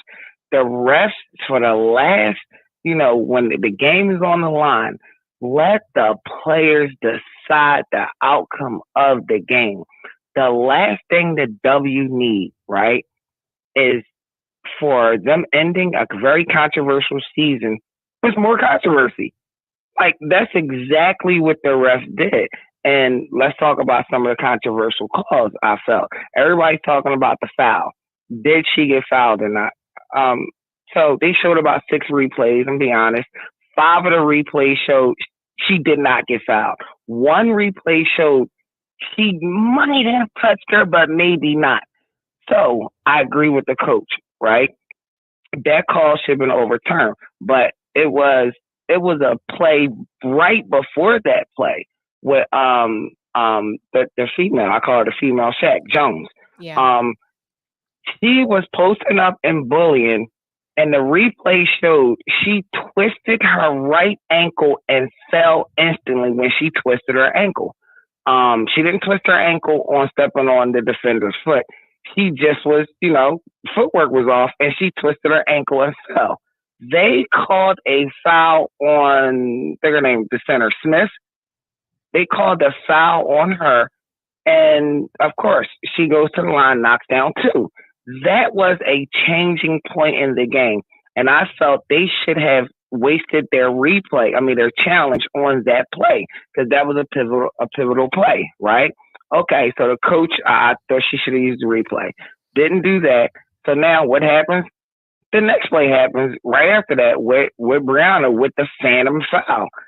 And they actually went to the replay, watched it, and said the player was not in a defensive position. Are you serious? There was no contact. The player, the Minnesota Lynx defensive player was already there, hands up, and Brianna Stewie came over into her area, tried to force contact, missed it, and they called the foul. So to say she wasn't in a defensive position, that was a bunch of crap. And there really needs to be a solution to, because this happens in a lot of sports, right? Mm-hmm. These referees, sometimes emotions get involved with their calls. They don't like to overturn their own calls, and that's human nature. I get that, and they might be emotionally involved, and especially we've seen corruption in the past with the NBA refs that came out and they got federally indicted, okay? So what they need to do, how they need to fix it is there should be an independent third party to do the replays. So when a coach is challenged, the referees reffing the game do not go to the replay booth. It should be a non-biased, independent person that goes to the replay booth that has full knowledge and understanding of all the rules of the W and have them make the call, right? It shouldn't be left upon the referees who they all stick together and they don't like to overturn each other. And as a result, the WNBA is ending on a bad note. Your thoughts on that? T-Bert, here's what I think. I think two things are true. I think that Cheryl Reeves is right, but she wasn't crying and complaining when the calls were going her way. So there were some bad calls throughout the series. She admitted that. She said that Sandy Brondello was begging in the last game. Like, there were 3 games where there were some not great officiating. That's what Cheryl Reeve mentioned. And, in this final game, it was their turn to receive the bad officiating. And I don't like it. I feel like it was an ugly win because Stewie played like shit. So did Sabrina Ionescu. So it was one of those things where, like, it was an ugly win, but somebody has to win and somebody has to lose. And that's my thoughts on that. But thank you so much, T-Bert, for calling in. I'm going to read the super chats off and close out the show. Okay. All right. You have a good night, Dom. You Talk too, to you. T-Bert. Really appreciate All you, right. twin. Talk to you. All right, twin. Bye. Bye-bye. All righty, guys. I just want to read off the rest of the super chats. Thank you so much. Sports T, talk to me nice. And what's up? This your boy World Break. Hi, World Breaker. You remind me of my little brother, Sean. You really do. When you called in to talk to Mel, you sound just like my brother, Sean. I'll bug it out. What's going on? Talk to me nice, buddy. Yeah, not much. I missed you on that Joel and B. Do you want to take a call on that one? I'm sorry, you missed me on what? Joel and B. Oh, that's what you wanted to call in on? Go ahead. Yeah. Is that okay? Of course. Give your thoughts. Yeah. Hold on, woke up in the middle of the night. All right. So you said Joel and B was cheating the game by sitting games. I do think so. I think load management is an issue because I think that players, they need to train themselves for 82 games. They need to work to get in shape. And Joel Embiid, I have not seen him in shape ever. Like, I can't remember a time he was in shape. Yeah, well, as far as being in shape, if you look at some of the injuries he's had, especially with your feet and your meniscus tears, with those injuries, it keeps you from being able to work out. So it does make sense to me, with him, that he's not in shape at times. And then to add on to that, so would you rather him sit out the whole season? I told you what I would rather. I told you I would rather him retire. When you can't give it all to your fans, to your team, to the organization you're playing for, I think it's just like back in the day, guys, they couldn't have these kinds of injuries. Like I went to Villanova and there was this guy, Joe Johnson, I believe his name was, and I mean, he suffered a bad injury and it was over for him. You don't get like all these chances to be healthy. It never used to be like that. And now they've made it where you can be like Kawhi Leonard. Kawhi Leonard, and he's one of my favorite players. He should have retired, I don't know, 4 or 5 years ago. His entire stint on the Clippers has just been horrible time in attendance. Like, I don't know how these owners and players put up with it. Like, there's only X amount of spots in the league. And I just think that it should go to guys that are ready and available and able to play. If you're not, that's part of what they say for like people who are on unemployment. They ask you, I think the first question is, are you ready and able to work? And so like, if you're not able to work, you should sit down. Like you should just, he's made enough money. Like Joel Embiid has made more money than guys who have played 15 years, 20 years in the NBA already. So just, hang it up. Maybe, get into coaching, do something else, because you are cheating the game when you can't get out there and play. You played basketball before? I have. Have you ever been injured? Of course. And did you still play? I played maybe after the injury, but if I'm somebody with so there's a difference between being injured and suffering chronic injuries. That he's saying that he can't play another back-to-back and that he's going to have to load manage for the rest of his career, his entire career. And so, like, imagine if you are a 76ers fan and you have season tickets to see the 76ers. How would that make you feel? Well, I'll tell you like this. When you're injured and saying that I want to play as much as I can, that shows me how much you love the game. I look at it differently. And then as a fan, I'd rather see 41 games of Joel Embiid than see 0. Really? Yeah. I don't know, man. I rather him just retired. I rather us see the next potential big star come up. I'd rather that spot go to somebody else. Where you're coming from. I understand where you're coming from, but you gotta understand these players. They love to play the game. Do and they gonna try to play as many games. That's what I question. But that's literally what I question. Do they love to play the game or do they love their paychecks? And it could be both. If the answer is both, it's both. But like, I'm wondering, do they actually love to play the game? I don't know. I've never seen such poor time and attendance in a sport across all sports. I have never seen guys just decide that they're not going to play. And World Breaker, that guys don't just load manage and take off nights because they're injured. Draymond Green regularly takes off nights. If LeBron has a night off, he decides that he needs a night off. If Steph Curry has a night off, he decides, oh, let me throw a tantrum so that I can get ejected so I can also have the night off. All right. Well, let me ask you this. How come you don't ever cover the other side of the story where guys like Damian Lillard and Jason Tatum said that they wanted to play, but the team forced them to sit? That's for sure a thing. So, I can cover that and we can talk about it. That's not a problem. I would love you to cover that part.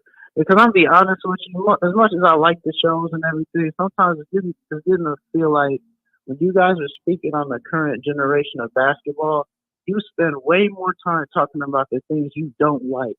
Do you like anything about the current generation? I You don't do. have no favorite team, no favorite players. Yes, I do. They're right on my wall. How could you say that? So let me ask you this. When was the last time, other than the Jason Tatum Olympic situation, that you had a topic that presented the current player in a positive light? There's been a few. Let's see. I've talked about Anthony Edwards in a very positive light before. I've talked about Steph Curry in a very positive light. In fact, I have a show coming up that I've already produced that is about Steph Curry. And it is positive. I'll be honest. From the things I've heard you say about Anthony Edwards, you'll say something good about him, but then you'll talk bad about him for the rest of the 5 minutes. You'll just compare him to somebody that played 50 years ago. That's just balance, though. So I've talked about Anthony Edwards' game and how much I enjoy it. I've talked about Bam Adebayo in a very positive light. I've talked about Jimmy Butler in a positive light. So sometimes I think that, folks, they want to focus on the negative things, and that's okay. I mean, not everything is going to be positive and not everything is going to be negative, but I am here to try to bring some balance. And really what I do is I don't cover a lot of things that I like to talk about. I don't know if you notice. I cover a lot of the things that are trending in current events. So sometimes the current events are just not positive, and there's nothing that I can do about that.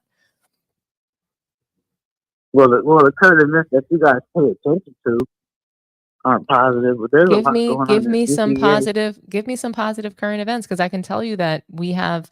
So that I appear on Man Down Sports. You watch that show too, and we're going to talk about some pretty cool things on Friday. So we have a really great show planned, and but not everything is going to be positive. It's really the current events, the things that are trending in the sports world. That's what we talk about. And we can't help with I don't create those topics. So I know you think I probably decide that, but I don't. The media, I react, but we react to what's happening, to what the media is saying. That's what I typically do. That's what Mel typically does. That's what we do.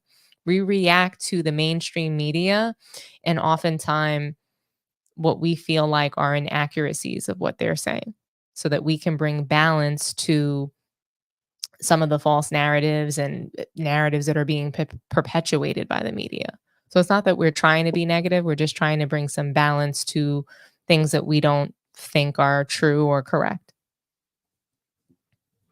Do you think the media is balanced? No. And it's unfortunate. So if the media isn't balanced and you're following what they're talking about, that means you might not be balanced too. I'm just gonna be honest with you. You say way more negative things about the current generation than you do positive, and I think you know that too.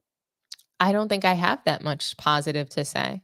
I there are some teams that I really love. I love the Knicks. Obviously, that's my team. I really enjoy the Celtics, what they're doing. And I've talked about that. So again, there are going to be there's just going to be topics that people don't like, or they don't like the opinion of it. I think you mentioned that you were about what are you, 22 years old? Yeah. Right. So some of my opinions, you're not going to be able to relate to them because you're looking at it through a lens of, hey, like, I'm 22 years old. This is my generation. This is what I grew up knowing and loving. And there's nothing wrong with you loving today's basketball and thinking that it's great. I have no issue with that. I think that there's a lot of great things happening in the sport. And it is unsettling that oftentimes we're talking about LeBron or Bronny, and I've said this multiple Right. times that, like, I would love to talk about Paolo Banchero. I think he's a fantastic player. I have talked about him, but I haven't spent a lot of time on him, and I'm sure you can probably figure out why that is. So Right. So let me ask you one more thing. Go ahead. You talk about balance when you're talking about today's game. Mhm. Why isn't there balance when you talk about the old era? Why is it always that they're always being presented in a positive light, and everybody always speaks on them like their era was perfect, that they did no wrong, that they have things that go wrong that nobody ever talks about? Why do you think that I've only said positive things about the past era?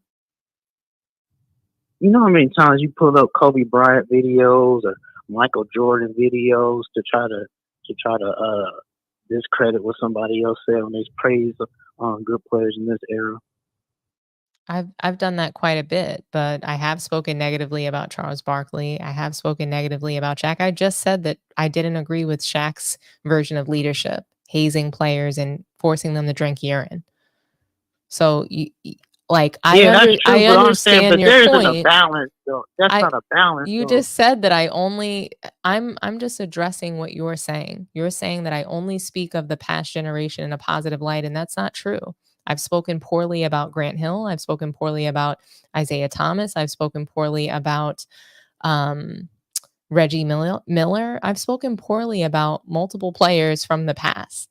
So, the idea that I'm not willing to do that, or I'm not willing to be honest, I am going to be honest and state my opinions. I don't have that many negative things to say about Kobe Bryant, because the negative things that I might have to say about him are probably not appropriate for this YouTube channel. Okay. Like, Right. I don't need to talk about Kobe Bryant's mistakes off the court.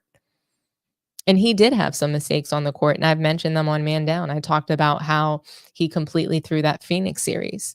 I talked about that. I'm not proud of that. I don't think that that was great. I don't think that everything that he did was perfect at all. I really don't. I've actually stated that I don't have Kobe Bryant in my top 10 all time. Right. So, I still don't think the I balance is there, but that's appreciate my opinion. Yeah. I appreciate your opinion, but it's not fully based in reality. That's all that I'm saying. And that's your reality and your perception, because I am biased. I'm biased towards what I think is great basketball. So, Right. and I don't think that today's basketball is the best brand of basketball. And that is something that I'm going to continue to talk about for sure. And that is negative for you. That's not positive. So that is going to feel that way to you. It's going to feel like, hey, Dominique thinks a lot of negative things about today's basketball players. And I do. I think they're lazy. I think that they lack work ethic and, a winning mentality and team and true what it takes to really win. True teamwork and camaraderie.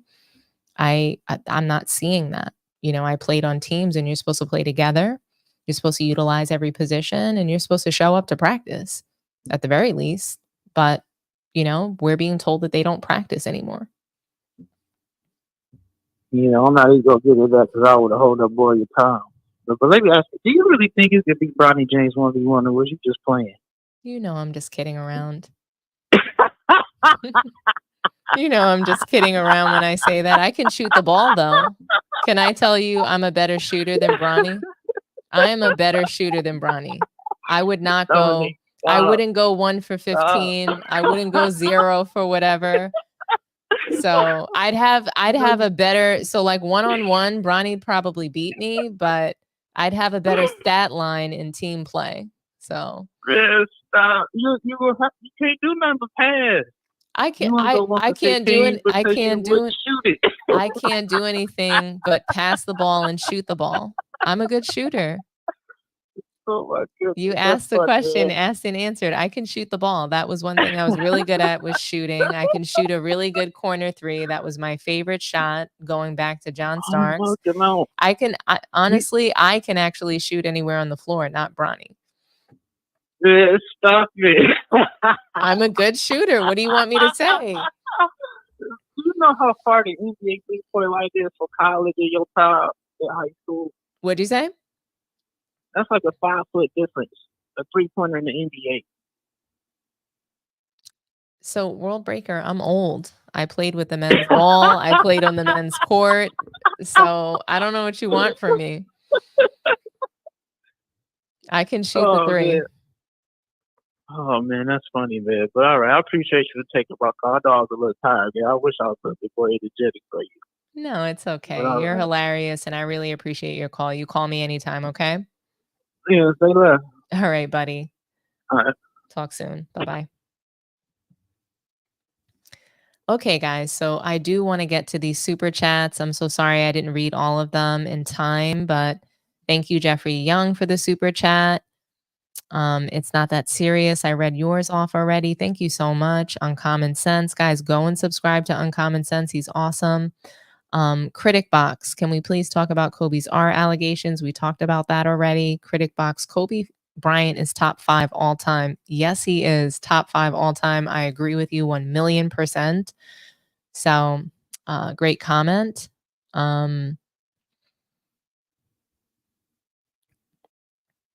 I think that, I think Kobe Bryant, when you talk about him as a player, he's right up there with Jordan. I mean, as a player, he's definitely, there's Jordan and there's Kobe Bryant, right? Can't deny that. The fact that the term load management exists spells more than enough of what today's game is. I agree with you, Push. Shout out to Harlem. Fila speaks. Sports and beauty. I love this. You're gorgeous. Thank you so much. That's so sweet. Don't make me blush tonight. T-Bert. Great comment. Candace Parker and Kobe said that they would retire when they felt that they could no longer give the game 100%. And both retired. Embiid retired. Yes. Seriously, that is the comment of the night. Players know that when you can't give it everything you have, it's just time to go. Stop dragging it out. Stop taking a spot. I don't want someone to take a spot for 41 games and someone else can play 82. I don't need that. I don't need Embiid to play half a season. But guys, it's been real. Let me just make sure. I just want to make sure, you guys, that I've read enough comments. Let's see.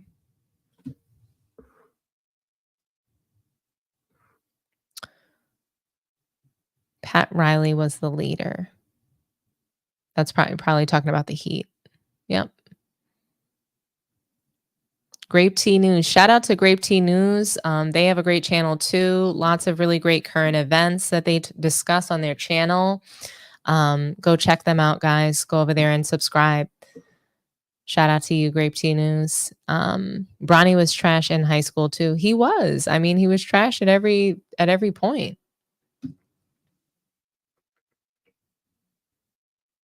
So we actually have one last call for the night.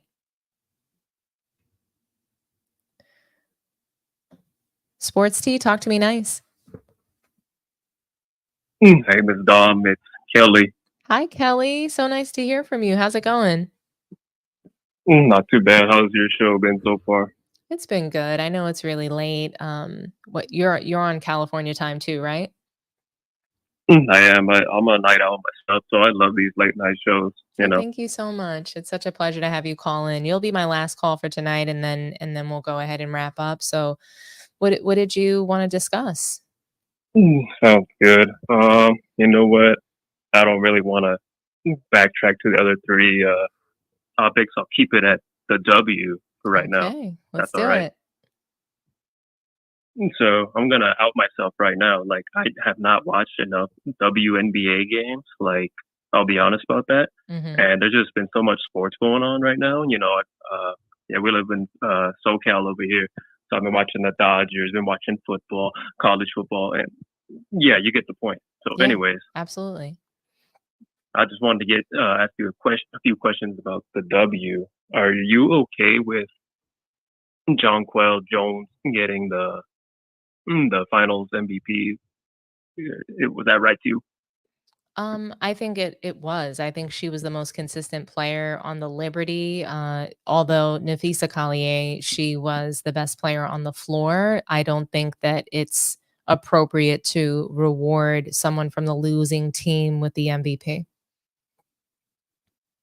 I agree. Yeah, I think you got to win. But yeah, sure. I'm not saying oh X and X players should have been Finals MVP. Yeah, that's just a question I wanted to ask you. You know. I mean, it wasn't Breanna Stewart. She played like shit throughout the series. In my opinion, one game she scored 30. And then Sabrina Ionescu, I believe she played one really great game in the series too, but she didn't show up.